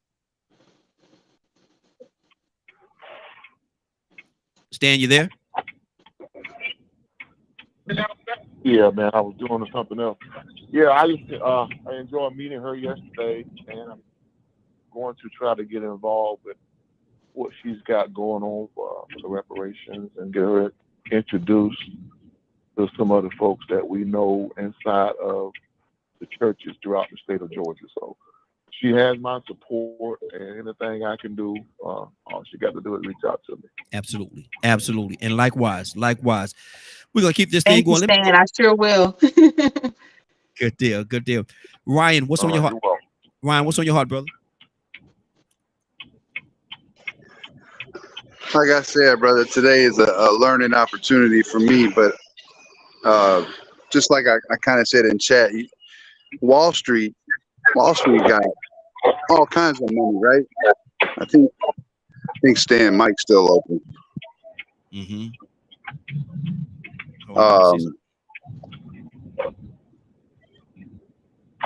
There it is. Nope. Yeah, go ahead. I got you. Go ahead. All right. Wall Street got a lot of money. I mean, we see that every day just watching the TV. And people who ask where the money gonna come from, go ahead, take it out of Wall Street. There's this literature out there that shows not only did Wall Street prop up some of, you know, the slavery, paying off some of those slave owners, but they also propped up Adolf Hitler. There's a paper trail that shows that Wall Street helped to fund that. So look like Wall Street got a lot of money to toss around at evil doing. Sound like they need to throw something at something good. Exactly. That's good. Sis, I'm gonna come back to you one more time. Well, I'm come back to you several times, but I want you to reintroduce yourself to there's a lot of people just joined in. So introduce yourself, tell them exactly what you're doing, and we can continue the conversation. All right. Good morning, and thank you again for having me on your broadcast. I am Tamara Johnson Shealy. I am the lead organizer for House Bill 89. House Bill 89 here in Georgia is a bill that will address the impact of slavery and Jim Crow on those of us who are descendants of chattel slavery. It will create a commission that mirrors the work of California. California studied for the last 2 years the impact of slavery on Black Californians. So we're looking to do the same thing right here in the great state of Georgia. We know this is the cradle of the South. We are rooted here, those of us who are descendants. So this is our opportunity to address the impact of what these systemic injustices have done to us. This is literally our time. Our work mirrors, again, California. You know, the job ultimately of reparations is the federal government. It has to happen in Congress. There is Senate Bill 40 over in the U.S. Senate, and there is House Bill 40, HR 40, in the House of Representatives. So our work is massive. But the more we can do on a state level, on the ground, this is where we force the hand of the federal government. This is where we literally make them do what's right. So we have to have initiatives like this. Again, California has done it. New York is on the heels of it. We're on the heels of it right here in the great state of Georgia. And it is our time. It is truly our time. So thank you again for having me. Thank you for being here. Definitely appreciate you being here with us, and we're gonna keep this thing going. We got quite a few other people that's on the line that certainly want to ask you questions. Captain, good morning, sir. How you doing this morning?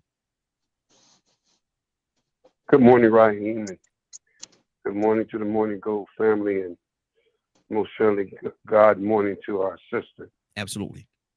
Good morning. Any questions or concern? Are we talking about reparations?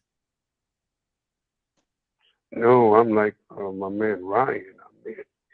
I'm in a very educational stage right now. I'm very excited what she said, and to know there's such a bill that's being put before Congress.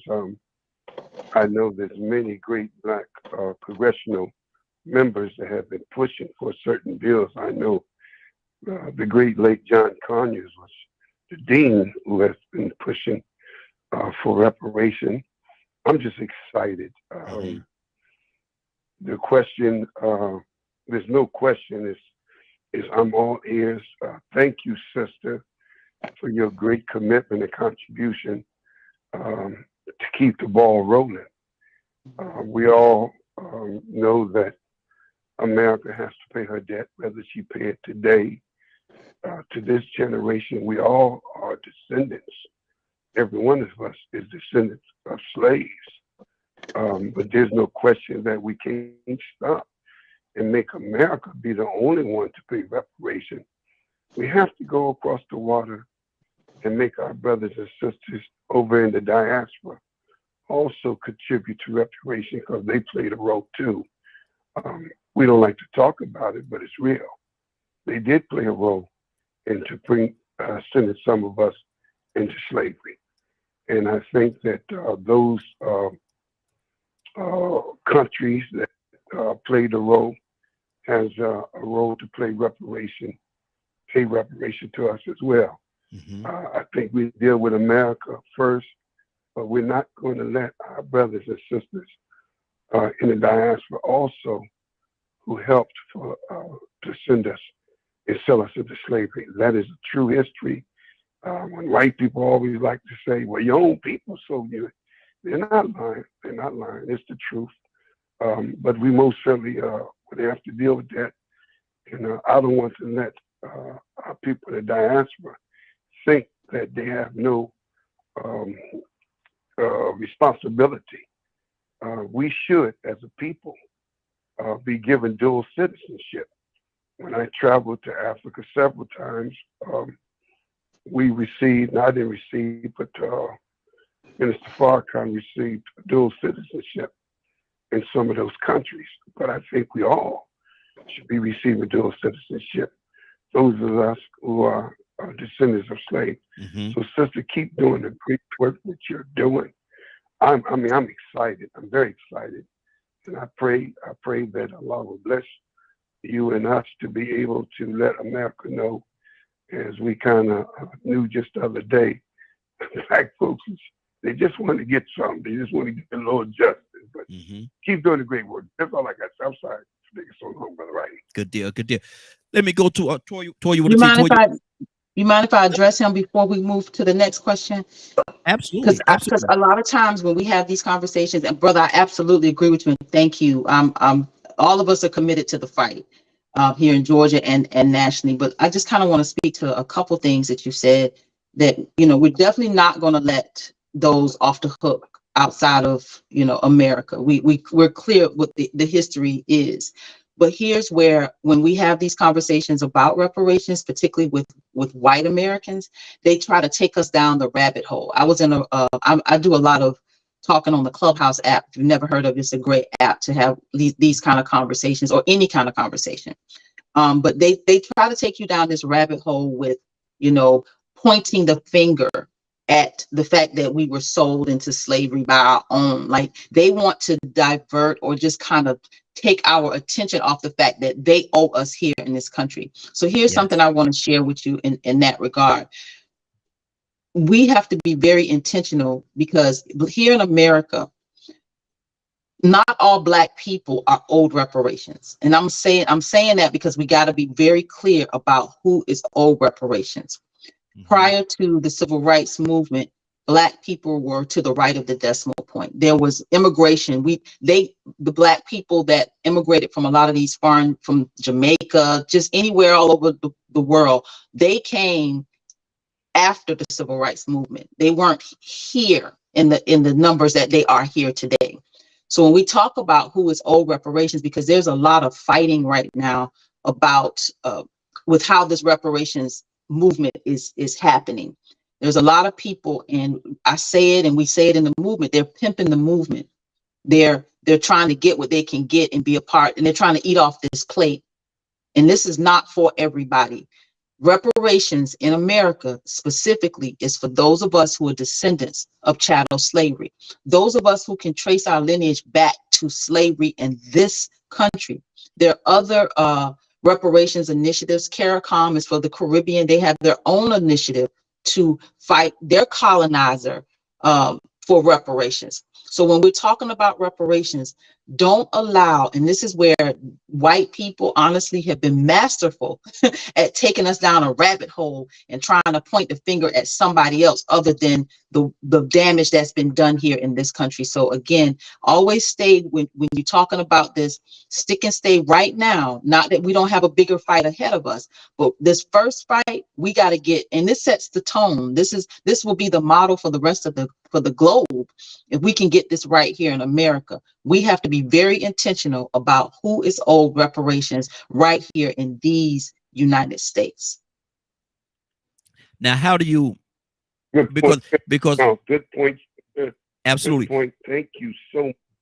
And most certainly, I like that. You're absolutely correct. We don't want to be diverted by them. I agree with you. I just point of reference, and you most certainly on point. And I like what you said.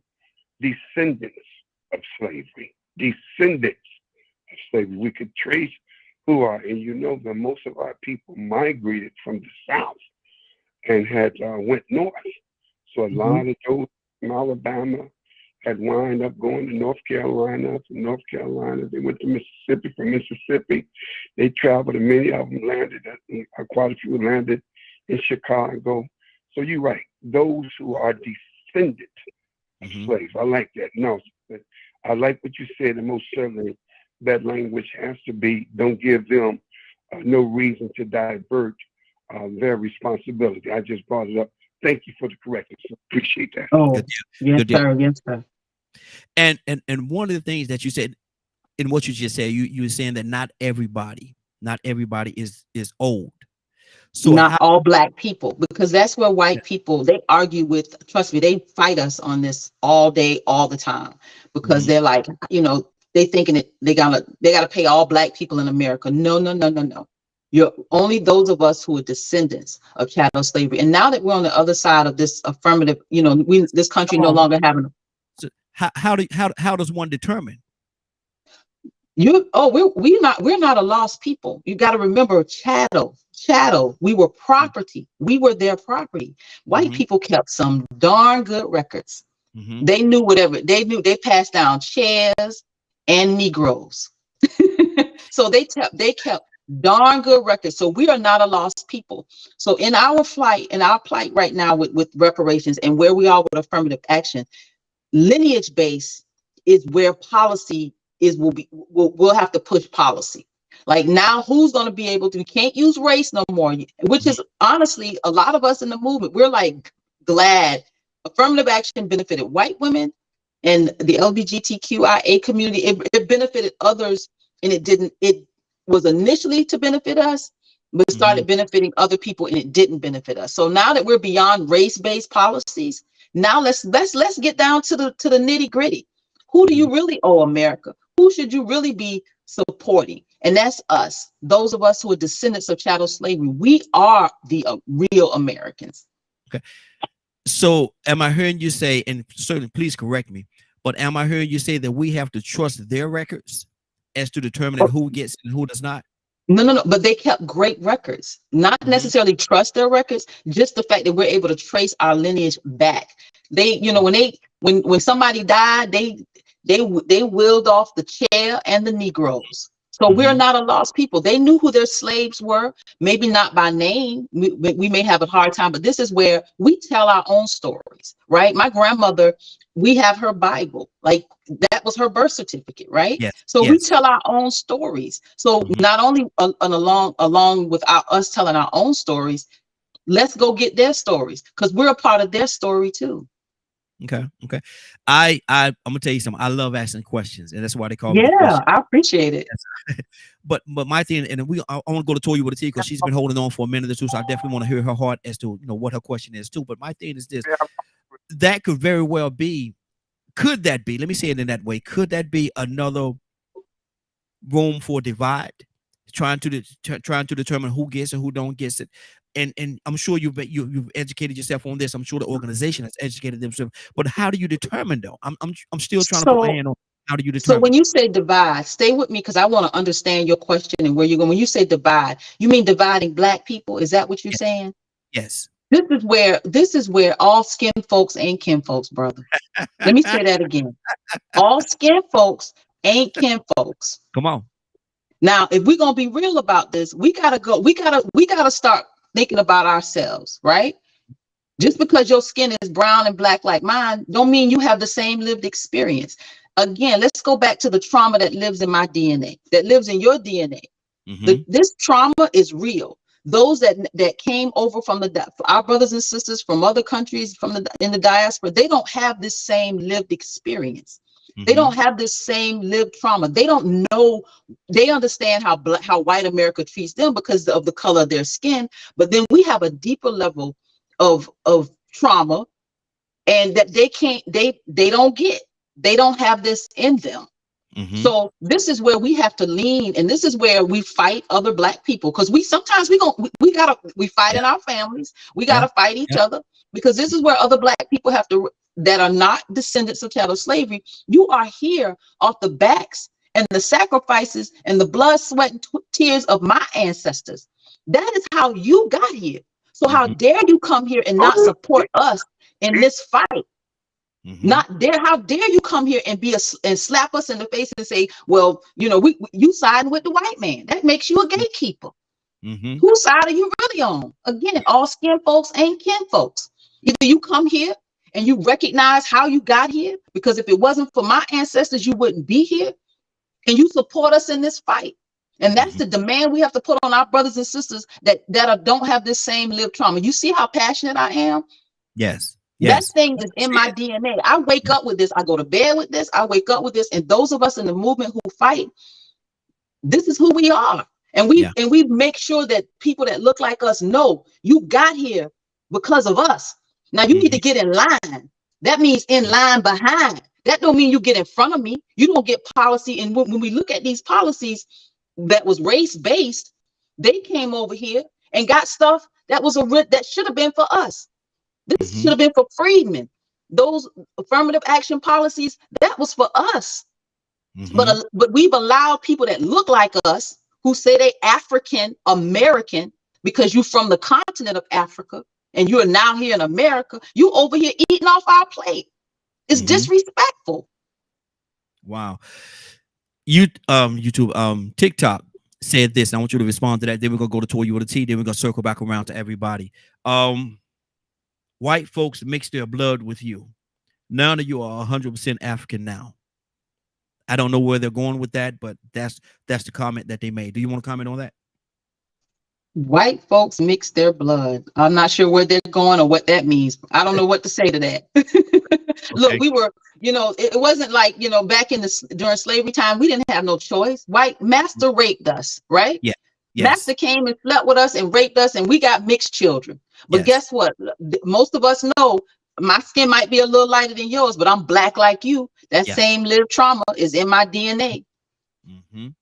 That's so good. I'm not sure where they were going with that question, brother. I don't know. 508-924-3521. Hold on for a second. 508-924-3521. The phone lines are open. Give us a call. We'd love to have your input. We're talking reparations today, and we're being graced with our sister. She's actually coming on. She's educating us on reparations, where we are, the great organization here is in the state of Georgia. Now, I'm sure that we broadcast in 63 countries, so I'm sure that there's reparations for each and every state that's here in the United States of America and probably even the world. But my thing is, we're focusing right now on the state of Georgia because that's what she's representing. So if you have a question and or concern, give us a call, 508-924-3521. One more time for the person that did not have a pen, 508-924-3521. Toy, you want to say good morning? How you doing this morning? Get married. How you doing? Hey, doing good. So the individual that made the comment that said about us being mixed, they don't know their primary colors. They don't know that you can't get. I'm gonna leave that alone. That's a good one. I'm gonna leave that alone.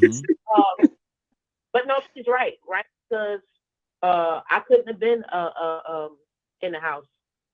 Couldn't have been in the house, Negro. Boss, they get ready to run. I'd be like, oh no, boss, they still out there. See, I'd have been putting bags of cotton out there, looking like humps and bumps in the front, and set the house on fire. That's me.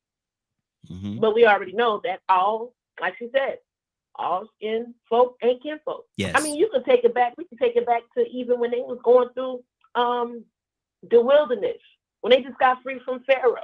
All that mumbling and grumbling they was doing, how they did the Lord. You understand what I'm saying? So we already know that people gonna not have gratitude, and it could be all the people after they get their reparations gonna still be mumbling and grumbling. Because the problem is not, in my personal opinion, I don't think it's restitution. I think the problem is us. We broke in. Come on, man. We built this world because we were beat. We built it. You mean to tell me we couldn't take it back? We didn't do it again. You know what I mean? Some people, I understand their reparations, but listen, I don't want no money from my uncle that raped me. I don't want a dime. Keep it. I make my own money. The dude that I went to jail with, that I beat because he beat me, I don't want no money from him either. Keep it. Give it a charity. I don't want it. I'll keep on going. I'm going to keep on being strong. And I promise you right now, I'm bigger, better, and stronger than any two of them two men. So some people's outlook on reparations, I can understand, but I would like to change it to the European word, restitution. Y'all know what restitution is, America? Y'all just want to cause division and call it reparations to put a cut on it. But now y'all lost one. Restitution. When someone has lost something due to a crime that you have committed, and when you are entitled by law to pay them back. Good deal. It's called restitution. Absolutely. Again, 508-924-3521, 508-924-3521. Ryan, I think you had a question.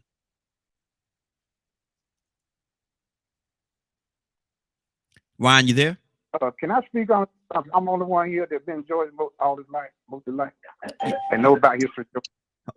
Yeah, we gonna come to you, brother. We got you up next. Ryan, you have a question?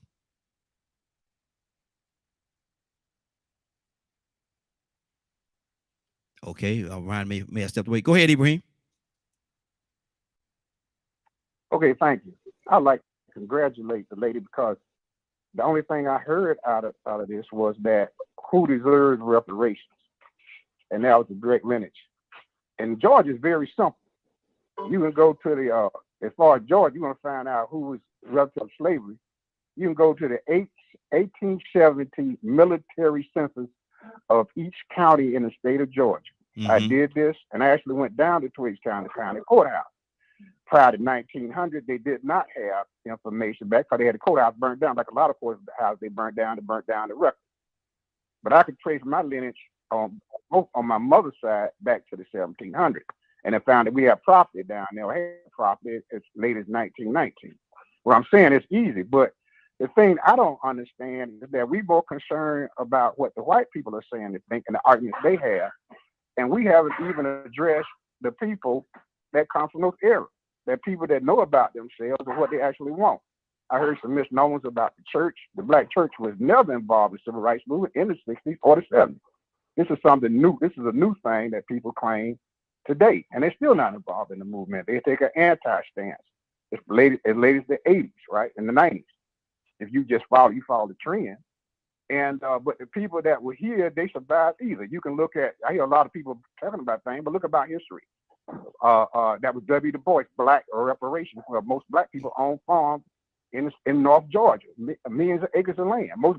And when I was coming, I hear a lot of people talking about North, but most Black people still live down south as late as the 70s and the 80s before they migrated to the north and to the west, right? And on and on. And then when you start talking about Georgia, Florida, Alabama, then you have to include the Spanish. Now, I didn't understand. I know I was talking to Leonard one time. He mentioned something about 246 years ago. I didn't understand that because we were talking about another person, book, I think it was Marcus Scott.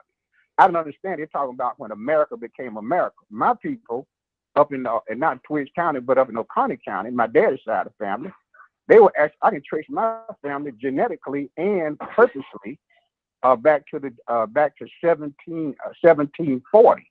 Mm-hmm. And I can probably go back further than that, but I don't know how many records kept on land records. Ibrahim, so I think Ibrahim, we have assumptions. Ibrahim, do you have a guess for the young lady, man? We want to concentrate on the young lady. Do you have a question for her? Yeah, the question is, what I was saying is, why don't we investigate and see what Black people want? You know, because I hear a lot of opinions all the time about y'all talking about Georgia and everything, and I'm here, and y'all ignore me and making all these lustrous comments about Uncle Thomas and everything. But why not talk to the actual people that relatives, or identify the relatives, so that you can do the work, do the homework, identify the relatives, you know, identify people that've been here and they family and they here. The white people used them in 1990 take land all around North Georgia and Mississippi. Okay. You know, and we here, we easily trade. You Good go deal. to courthouse, any courthouse. Good deal. Ibrahim, okay, brother. We got to keep Why it moving, brother. Ibrahim, we got to keep it moving, sir. I'm there, We got to man. keep. I'm there. Okay, good deal. Go ahead, Young lady, bro. you have a question? You have a comment on what he said? I was trying to follow him. I'm not quite sure. Can you maybe he can restate that, because I wasn't quite sure where the question was and what the question was. Quick version of your question, Ibrahim. Why not we not interested in what Black people think and about Black people, or do the homework, finding, covering the people that may deserve reparations? Yes. So let me try to answer you there. Let me, if you don't mind, let me just try to answer you there. That's what the commission is all about. This commission is designed to study the impact of slavery and Jim Crow on those of us who are descendants of chattel slavery. This is where we're going to figure out what we need, what we're owed. So this is why this commission and this study and making sure this House bill is passed in the next upcoming session. Georgia has a 2-year legislative cycle. This bill was reintroduced. Actually, it was HB 541 in the prior session. This session is House Bill 89. So this is the second time this bill has been introduced, but we have 2024, this upcoming legislative session, to get this bill passed. So we're working very diligently to make sure this bill gets passed so we can know what we're actually owed. It's not necessarily what we want, it's what we're owed. Yes. And I think, and that is the purpose of the commission, sir. Absolutely. Leonard, talk to me, brother. What's on your heart? Got a question?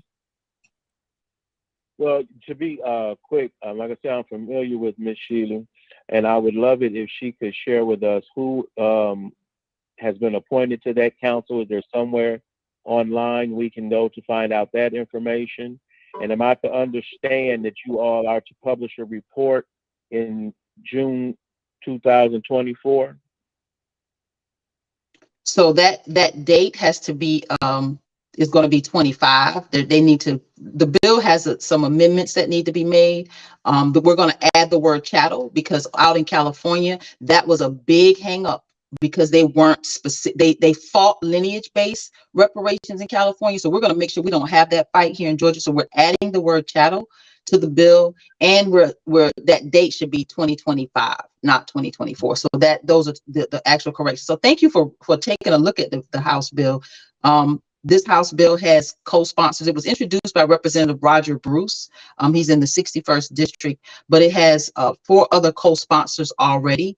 our goal, and if you please go to the website, I'll try to keep saying it so you'll know, it's reparationssunday.info or either .com, Reparations Sunday. Go to the website, get on our email list, and be a part of our efforts here in Georgia. Our goal right now, between now and when session starts in January, is to be organized, because we're going to have to be at that Capitol demanding that this bill get a hearing, get on the floor to be for a vote. We need to get it over in the Senate. There's a lot of work.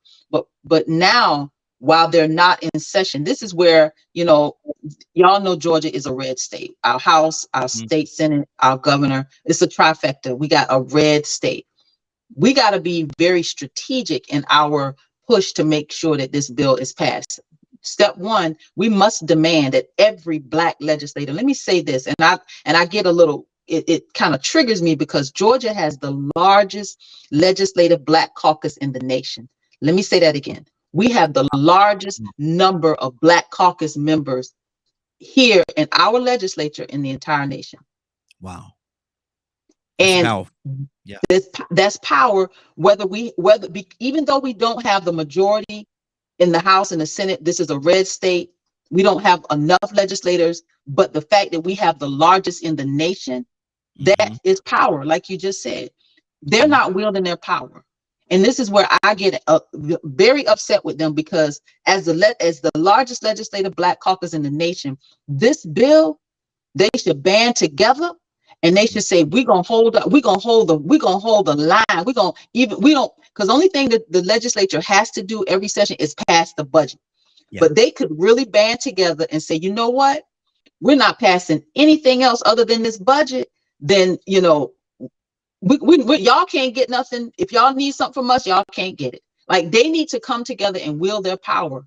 Particularly, this is hands down, reparations is a bill, whether it's here in Georgia or in the federal government, hands down, this kind of legislation will change the state and fate of Black America. It is the only bill that could address us holistically. And that's what we need. Stop piecemealing our repair. Stop trying to give us a little bit of this, give us a little bit of that. That has not worked for us yet.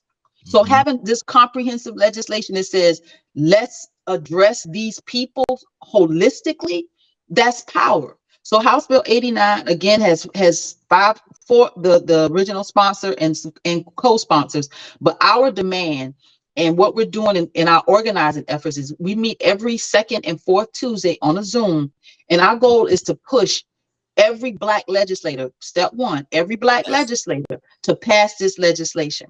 Step two, we got to go have a talk with white people. So here's how we talk to white people. Let's go there. How we talk to white people: stay away from your emotions. Get out of your emotions. When I talk to them, white people, Republicans, they talk dollars and cents. Stay out of your emotions. I don't debate history with them, because they love the Civil War, the Confederate stories. That's who they are. They still waving the Confederate flag here in many parts of Georgia. Stay away from the history, because they will again take you down that rabbit hole and try to point the finger at the fact that your own people sold you into slavery. Stay away from that. So let's talk dollars and cents. Let's talk about how, it will stimulate the economy. We get money. What y'all think we're going to do with it? We're going to prayerfully, we learn to spend it with each other, and that dollar can turn over and over in our own community, like it does in the Asian community, Latino community. They spend money and they support each other. Prayerfully, we see that and we do that. But guess what? A lot of us gonna have to spend our money with white America.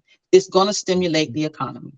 Yes. We could talk about how it could lower their tax burden. They always talk about taxes. Let them be creative on how this could help with their tax burden. Put the ball in their court. We can also talk about how we could either eliminate or reallocate monies from dead end social programs, because there's a lot of social programs that don't work for us. Let me give you a prime example. There was a girl on Instagram who had gotten $1 more raise on her job, but would not take this raise on her job because she knew that it would affect her housing.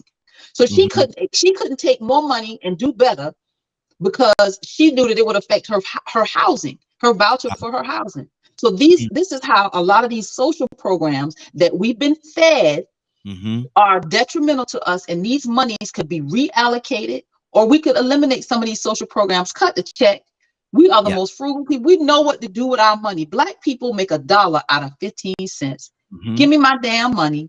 Let me do what I need to do and take care of Mhm. myself. Another thing that we talk about with Republicans and white people is immigration.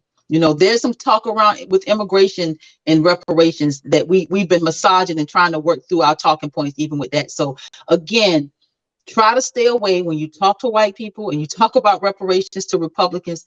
Get out of your emotions. They have they feel nothing.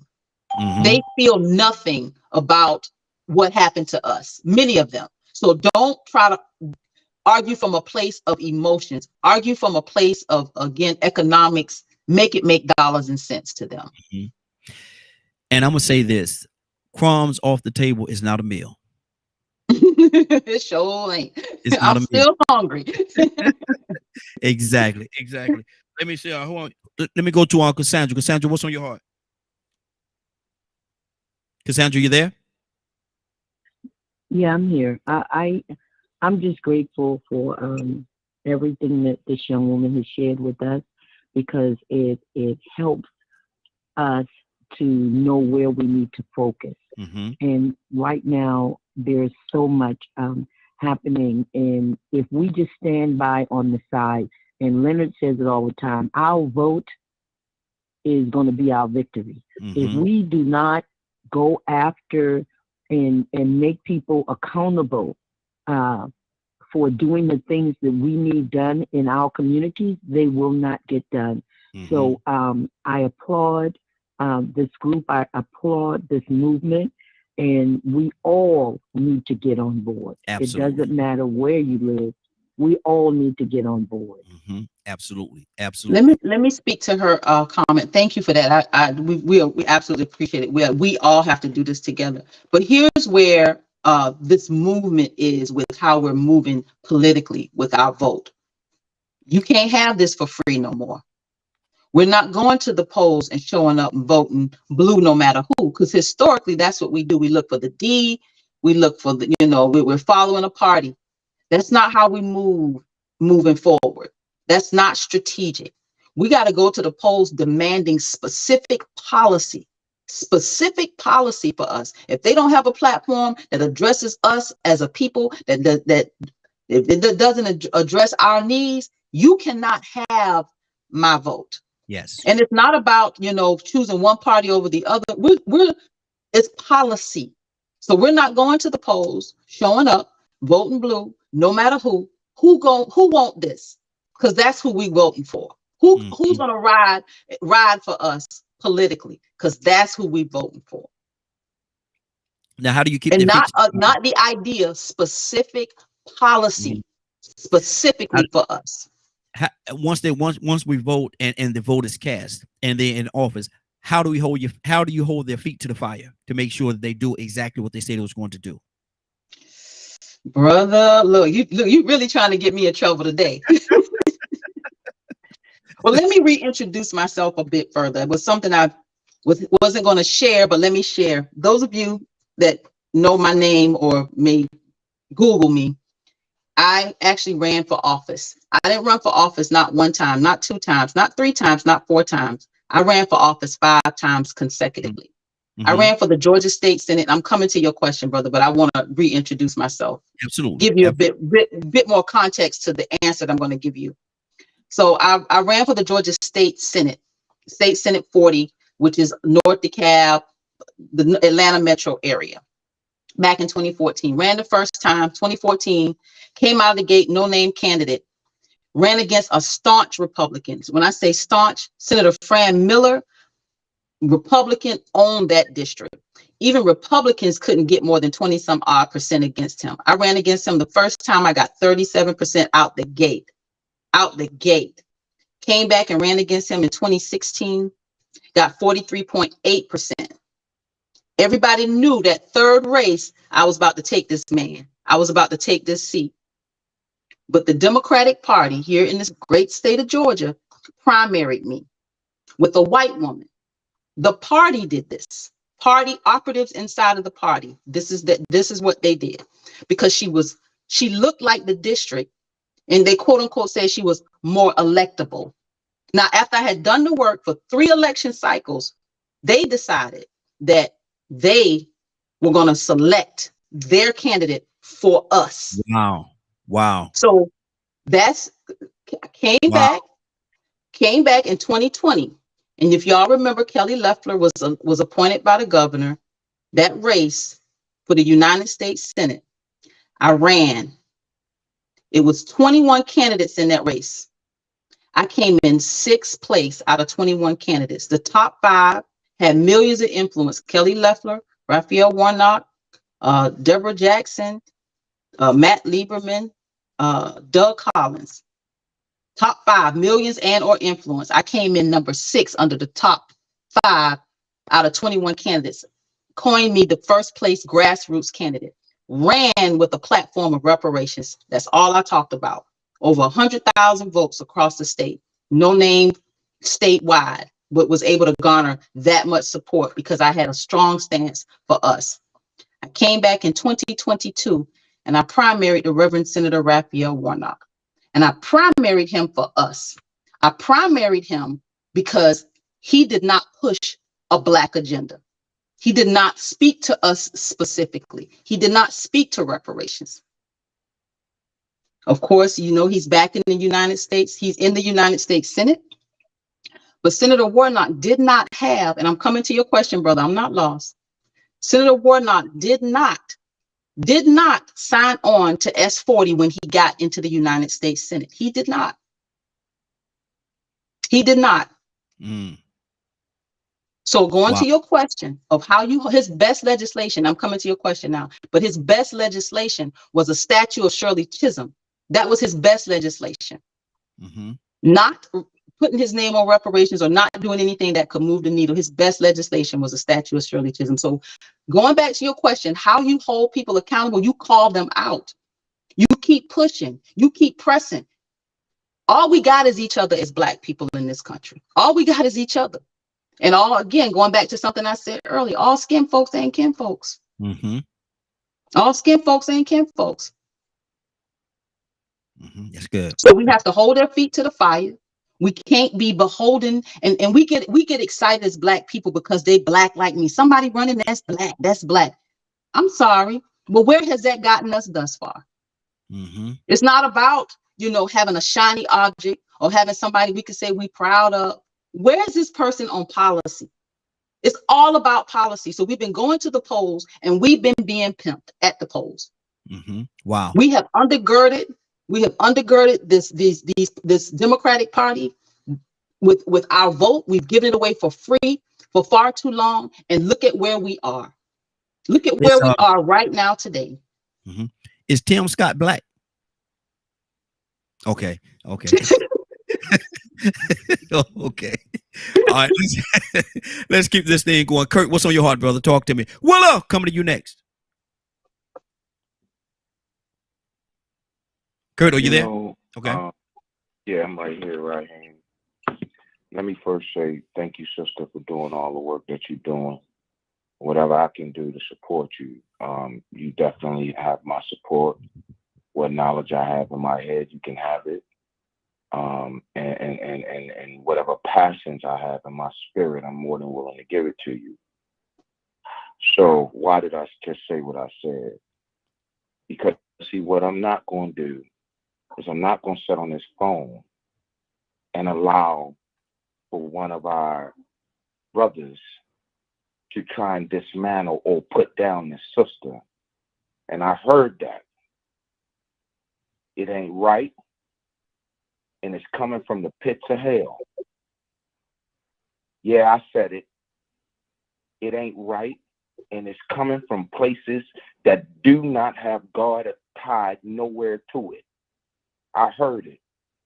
Now that sister is trying to do something upright and just for her people.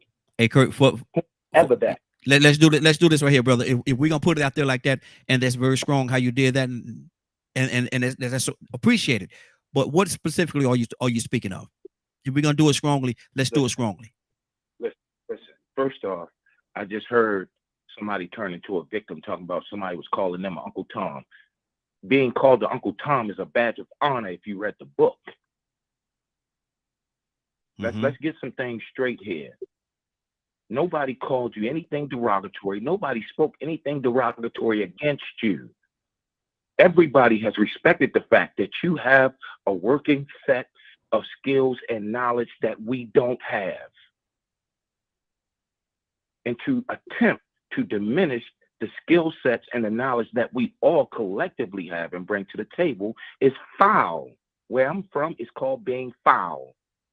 You carrying it the wrong way. That's what we say here in Baltimore. You carrying it the wrong way.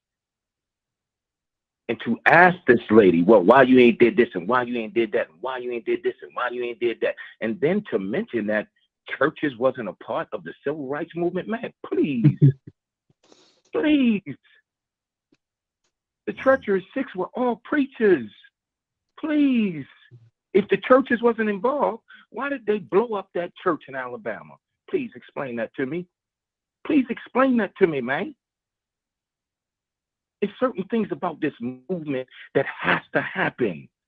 And in order for the movement to happen, the sister is right. You gotta get the churches out of the pulpit and into the streets. Let me put it like this right here. I'm gonna land this plane right here, bro. I don't have too much more to say after this.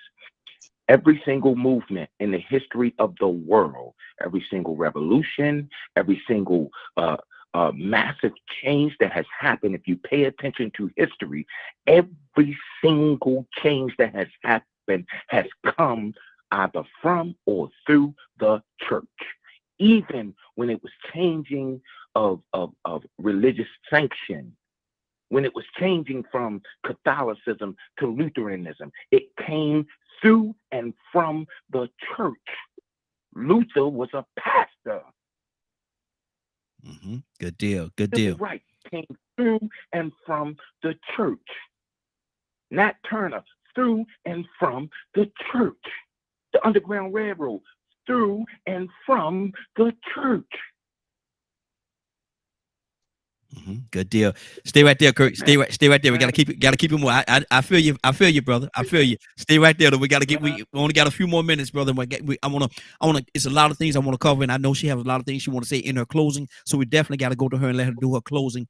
And I can't wait to hear her closing. I can't wait to hear. I know she got some. But let me go to Willow. Good morning, young lady. How you doing? How you doing this morning? I am doing fine, Raheem. Good morning and good morning, Morning Glow. Hey, good day. I've been listening for a while now, and I just want to encourage that young lady. I mean, she is so intelligent and passionate about what she chose to do. See, we need more people like her. You could tell, and I could tell in her spirit, she's a fighter. And you know one thing what I like about her fighting though? What's that? She don't ghetto with it. She's very intelligent with it. She deals with them. I feel that she could be the highest and still be intelligent. Because sometimes when we get passionate about something, we start to get really ghetto about it. But her, I believe she could sit down and reach the heart of somebody and they don't know where to act or how to act. See, it's easy to get down low to a person that's not intelligent. That's easy. But when you get to a place where you can deal with the highest intelligence, that's power. That's power. And that's why probably the support had fallen from her. Because somebody might have thought, she coming for my job next. So all I'm saying is you are a very intelligent young lady. You keep moving towards your movement because that's what we need. We need more doers than talkers. We got a lot of talkers, but we don't have a lot of doers. So you stay passionate in what you have chosen, decided to do in this world.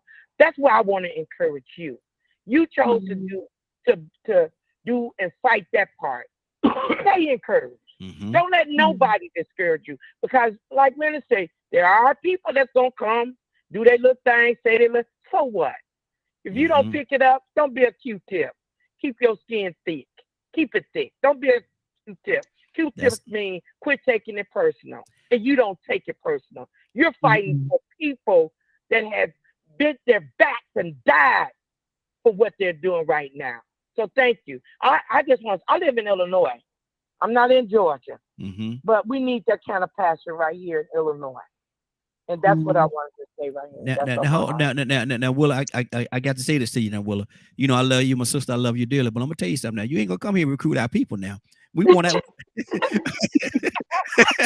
Come on, we need something like that in Chicago. Well, look here, you better recruit somebody because we got her here. She in Georgia. Trying to come on here and recruit. Turn that state blue. Turn that state blue, and I'll be with you. Oh, okay. I'll just check and see what you're trying to do. I got to, I listen to every word now. Hey, Stanley, what's on your heart, brother? Yes, sir. Well, Willa, in your response, I want Mara to know that when she met Raheem and myself yesterday at New Black Wall Street Market in Stonecrest, she did meet two doers. Yes, yes. So we're not just talkers. We walk the walk that we talk. So whatever I can do, likewise, as I stated before, to further your cause, we're behind you. And I'm going to ensure that some of these events that I have throughout the state of Georgia, whether it be by Zoom or whether it be in person, I'm going to ensure that you make some of these events and meet the right people so we can kind of help you push your agenda forward. Absolutely. And like I said, once again, it was a pleasure meeting you yesterday. I look forward to seeing you again, and call me anytime if I can do anything for you. Yep, absolutely. And Willa, you sound like you're in Georgia. I thought you was in Georgia, but if you're trying to recruit our Georgians to come to Illinois, we would not allow that. That's not gonna happen. That's not gonna happen. Toussaint, what's on your heart, brother? Hey, I was just listening to a lot of stuff, and some of it tickles me. But anyway, when sometimes it seems like you don't have to worry about pouring salt on the wound. You got your own folks doing it.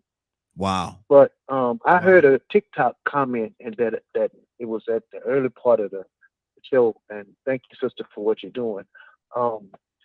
They said, where they gonna get the land from? In every state. What would you say about that? When every state you go to, there's acres and acres of land that nobody's on. Yeah. So how would you address that question? Where they gonna get the land from? Young lady? Yeah, Georgia. I mean, you just go down, just pick a highway, just pick one. Get outside of Metro Atlanta. The running joke, Atlanta is not Georgia, because it's not. When you start driving, I'm native Georgian. I'm from South Georgia, Effingham, Chatham County. And that's all we got is land. I mean, acres and, like you just said, acres and acres of land that nothing is on. We're plentiful. Land is plentiful. Exactly. Ryan, you had a question? More of a comment. Hopefully my microphone working now. Yes, we hear you. So as a white person, I applaud what you had said a few minutes ago. You are absolutely right to talk dollars and cents and not do the emotional part of things. See, I grew up on both sides of the fence. These guys know me pretty well. I have a biracial family. So I get into these talks and they touch my soul. But the platforms, like you were saying, just voting Democrat, it's not working. It's never been working. It showed proof is in the pudding here in Detroit. That's where I'm at.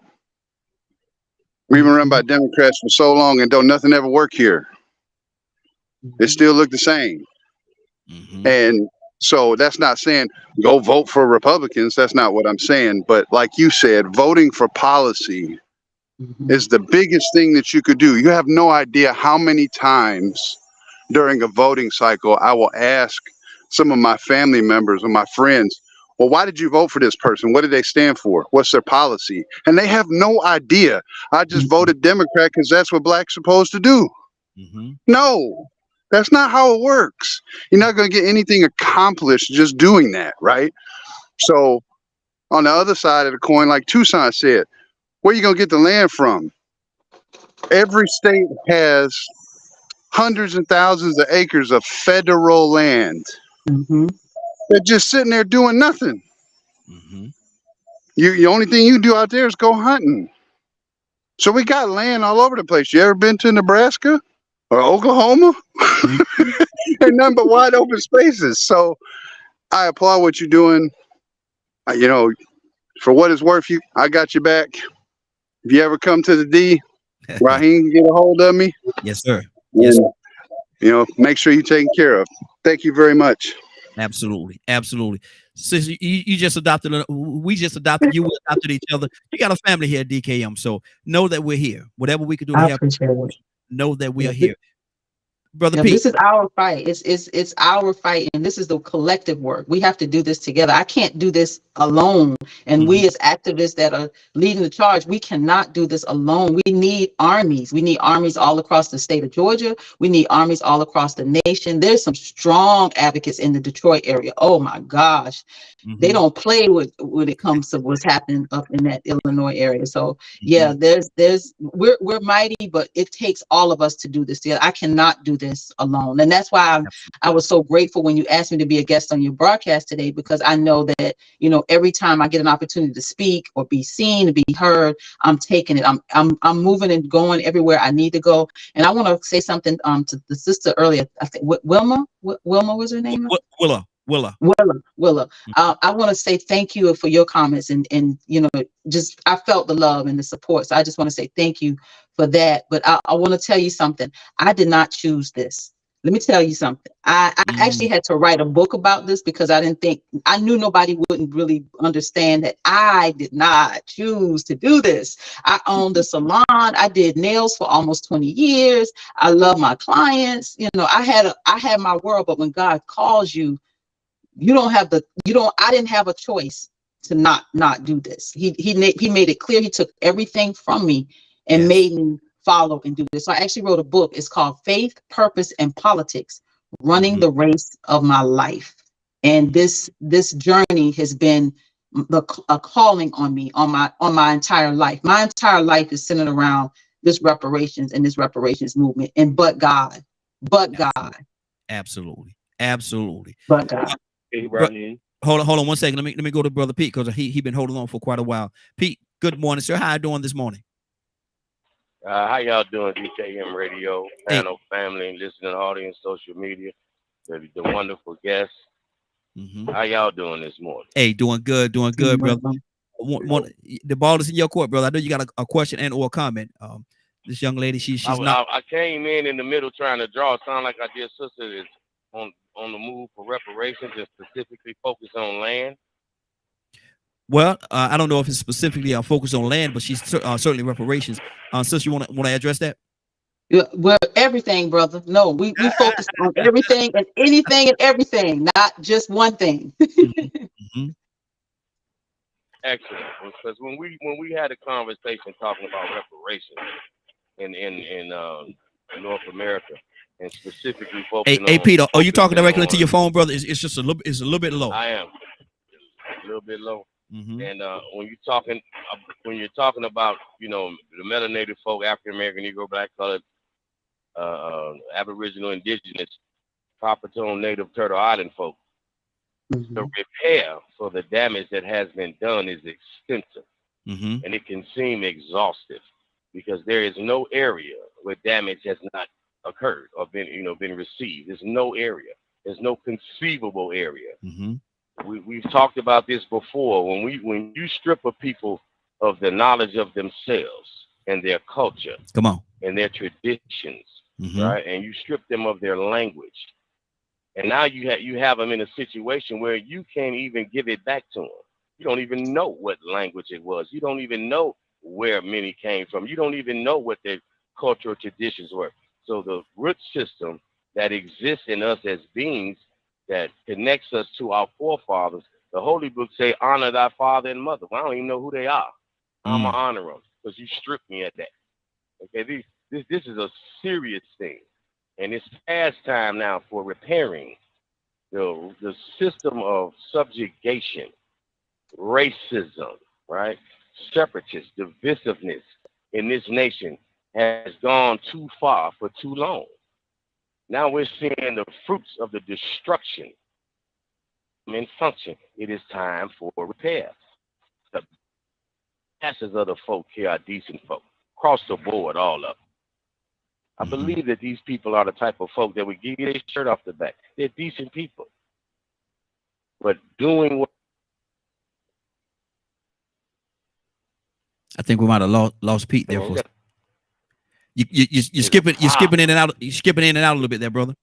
I don't know if you probably I'm up on top of a hill and I have to come down. So why are you talking like that though, man? Why are you talking like that though? I'm up on is doing I got you. Make sure that you can hear me on the hill. I appreciate that, brother. I really do. It's a very serious conversation and subject matter. Absolutely. And it's time now. It's time to correct the wrongs. Listen, that book have a scripture that says righteousness exalteth a nation. In the end of that scripture, it says sin is a reproach to any people. If America as a republic and as a corporation doesn't get itself together, we are looking at the foundation of the destruction of this whole experience right now. We're looking at it right now. It cannot go on anymore. You must face the truth. You must face the fact. And you must do what's right. You must do what's right. You have damaged these people beyond repair in every imaginable way. It's not just about money. That's just one grain of sand on the beach. Money, the financial. What about the mental health? What about the literal health? What about the education? What about the restoration in the development of each and every one of them in themselves? Good deal. Good deal. Value, Preacher. the purpose, the humanity. Preacher. We gotta go, preacher. Give a preacher a microphone, boy. Give a preacher a microphone, boy. You gonna look at here. You gotta wake up the amen corner over there. Gotta wake up the amen corner. Hey, Leonard, I appreciate you, brother Pete. Leonard, you wanted to say something? Was that you that wanted to say something? Well, I think somebody else, but I am reserving myself today, but because we have a guest. Wow. And, well, hey, look here. Leonard, you around family, brother. We know how you can get sometime. We know. We already know.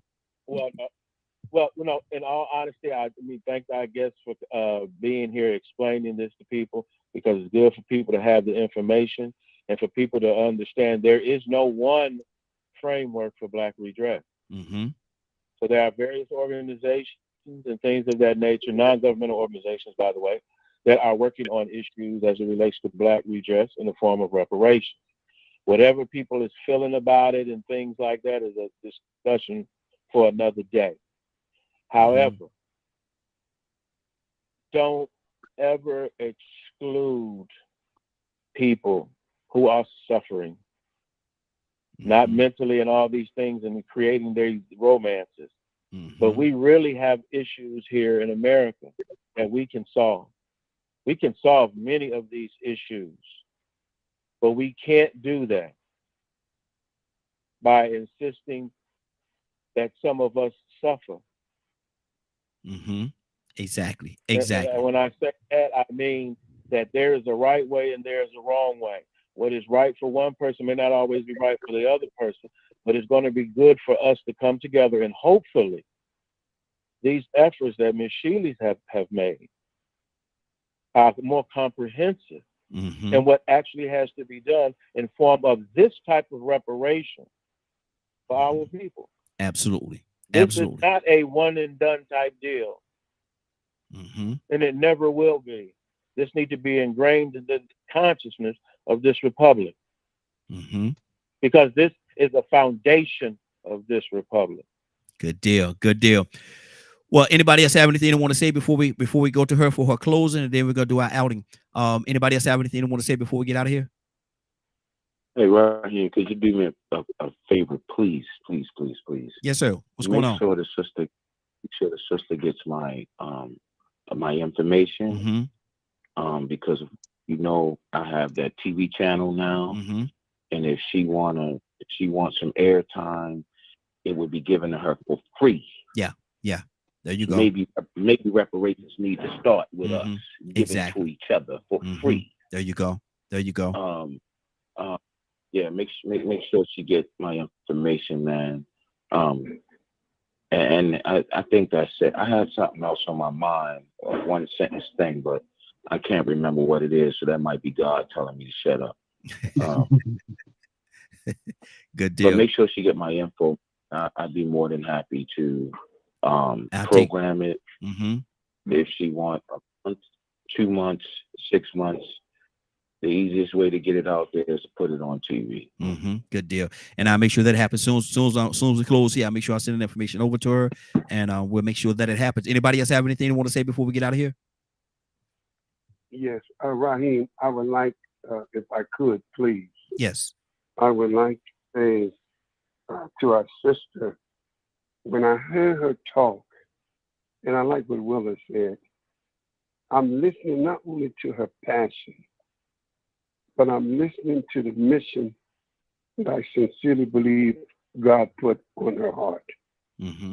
I hear you, my sister, Harry Tubman. I hear that in you. Wow. He did not stop. We know the great quote of Harriet Tubman. She said she would have freed thousands more Black people, only if they knew they were slaves.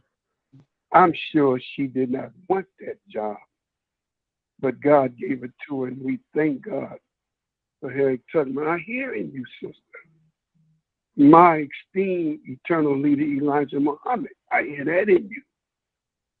Where he wrote, and we had since 1934 on the back of our paper, the Muhammad Speaks, what the Muslim wants. He said at point number 4, this is you.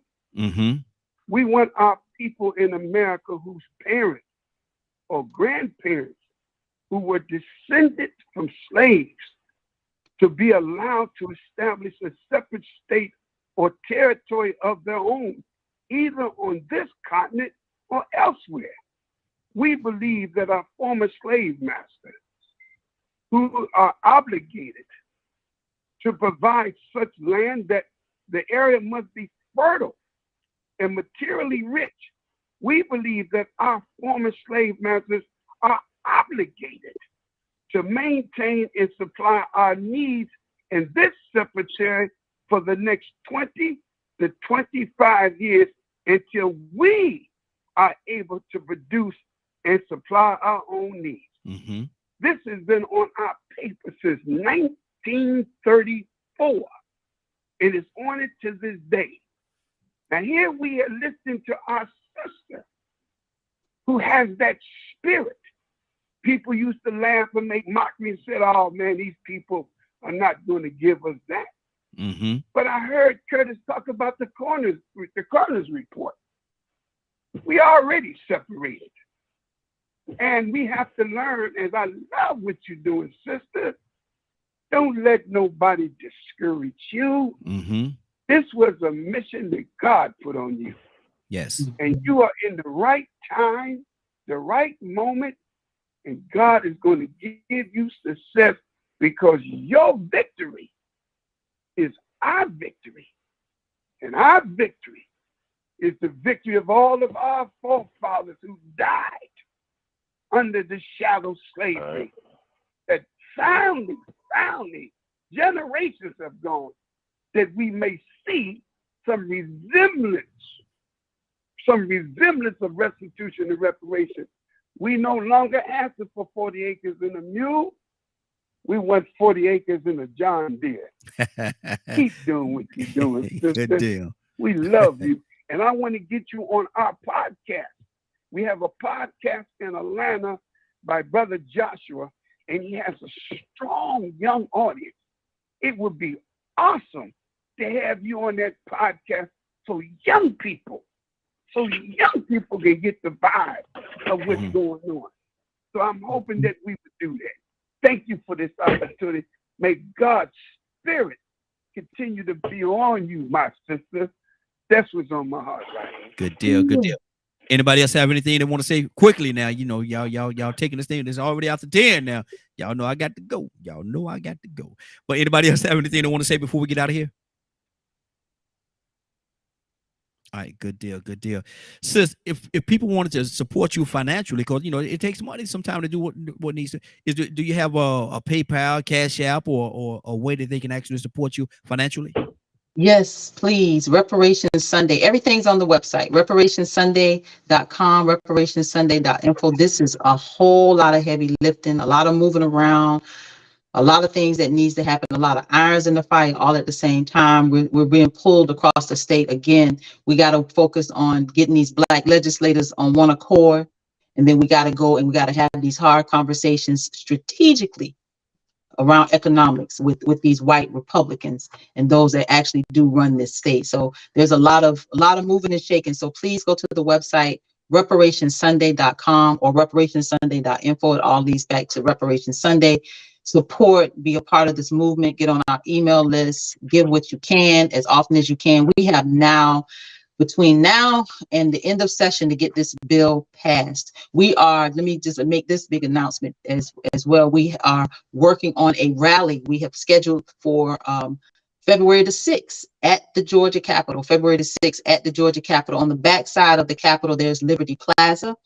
And Liberty Plaza is this big open area where we're able to have rallies and we can come together. We're going to have some powerful, powerful speakers from around the country that are coming here to Georgia February the 6th, right here to support House Bill 89, shine the brightest light we can on making sure this reparations bill is passed in this state. This is our time. Like, we are like living history. I get excited because I know this is, our generation, all of us that are here today, this is our civil rights movement. Like, we're going to be able to talk and tell the story of what we've done as a collective. So I'm excited. I'm encouraged. I want to thank y'all for all the love and the support. Again, this is our fight. This is our movement, and this is our time. So thank you. Absolutely. Now, how do we do you today? Say again, sir. I'm sorry. How did we do? Did we do you good? You did me great. Not just good. It was great. Yeah. What would you like to say? Again, I know you just said that, but is anything else you want to say? Any contact information you want to give people in your closing? What would you like to say in your closing? Yeah, follow me on all social media platforms. Tamara Shealy, Tamara Tamara Shealy, SHEALEY. Follow me. Be a part of the movement. Spread the word. House Bill 89. House Bill 89. Get on these Zooms with us. Help us to organize. Help us to hold these legislators' feet to the fire. They don't have a choice. They don't have a choice. And as long as we keep allowing them to kind of sit on the sidelines, we're going to get what we got, which is nothing. So we have a lot of work to do. We're about that work. This generation of us, I always say we had to be born. I'm a baby of the 70s. I'm be 51 years old here this month. And, I feel like we had to be born. And there's this fire that is inside of us, and we're making it happen. But again, we cannot do this without love and support and everybody's all hands on deck. So thank you again. It was a pleasure meeting you. But God, ended up in the right place at the right time, and here it is. Exactly. One day later, look at where we at. Amen. Look at where we at.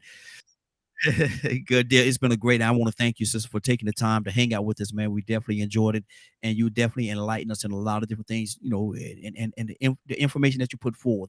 I hope people will take what you have given them and do something with it, and even contact. Let me put the site up here again.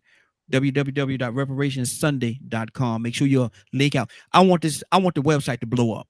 I want it to blow up. So everybody, whenever you get a chance from now until, and share that link with people. They need to know. They need to understand that we're serious about this. We're very serious about this. This ain't no playtime. This ain't no playtime. Been playing long enough. It's time to get serious. It's time to get serious. We're serious about this. She's very serious. We're very serious. Let's be serious together. Let's do this. Yep. It have to happen.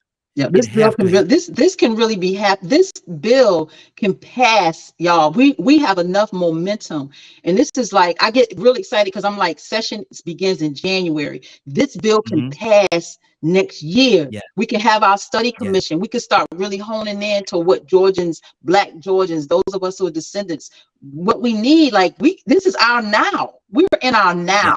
It's not getting ready. We are ready, and this is right now. Absolutely, absolutely. And so, with that being said, let me go to Leonard. What's going on at 3 o'clock today, sir?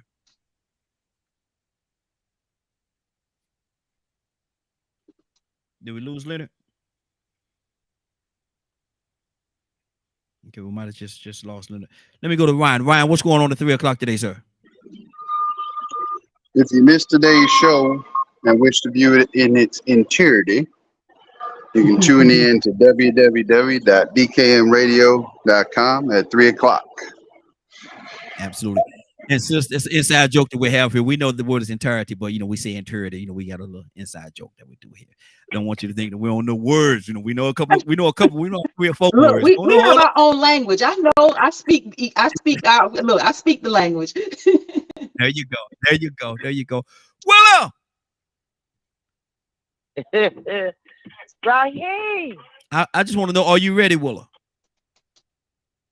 Raheem, I am so ready to receive God's word.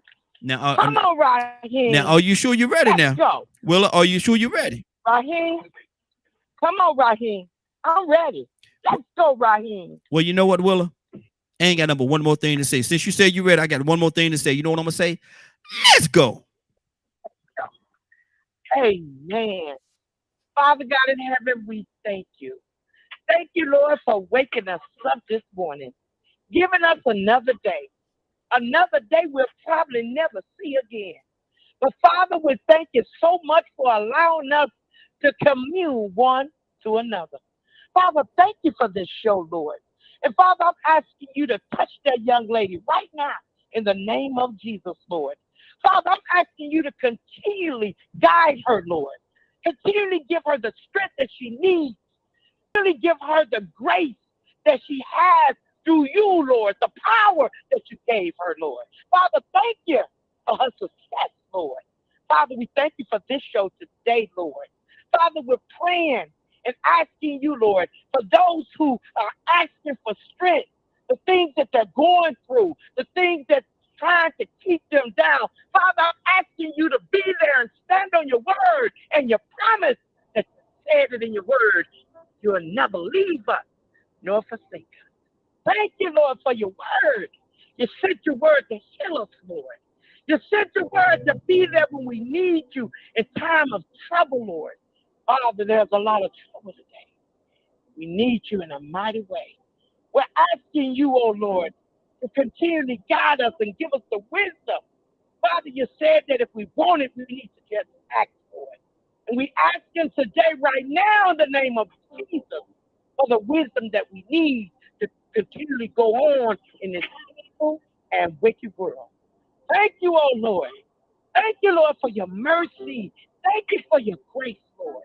Father, I'm asking you to touch each and every last one that's on this land, Lord. Father, let them know today that miracles still exist, Lord.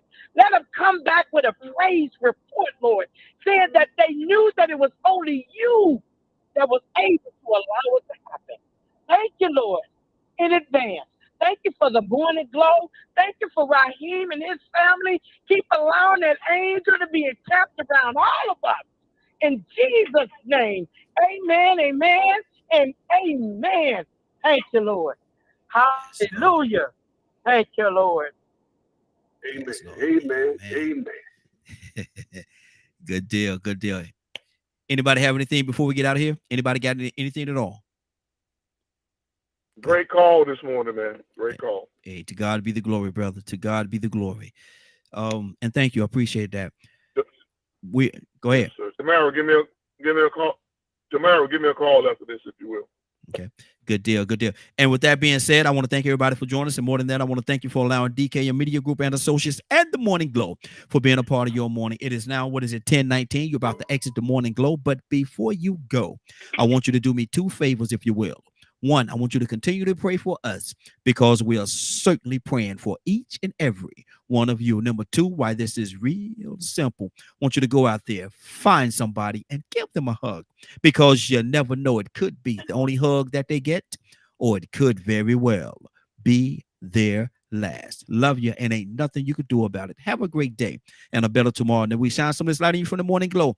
take it out there into this wicked and cruel world that we live in, and let your light so shine. Get an opportunity, give somebody some love. You just might find some love in return. Won't that be a beautiful thing? Have a great day. Take care of each other. And please, please, please be blessed. Give somebody some love and truth. They would appreciate it. And I'm sure that you will appreciate it as well. Have a great day. Talk to you tomorrow morning if God says the same.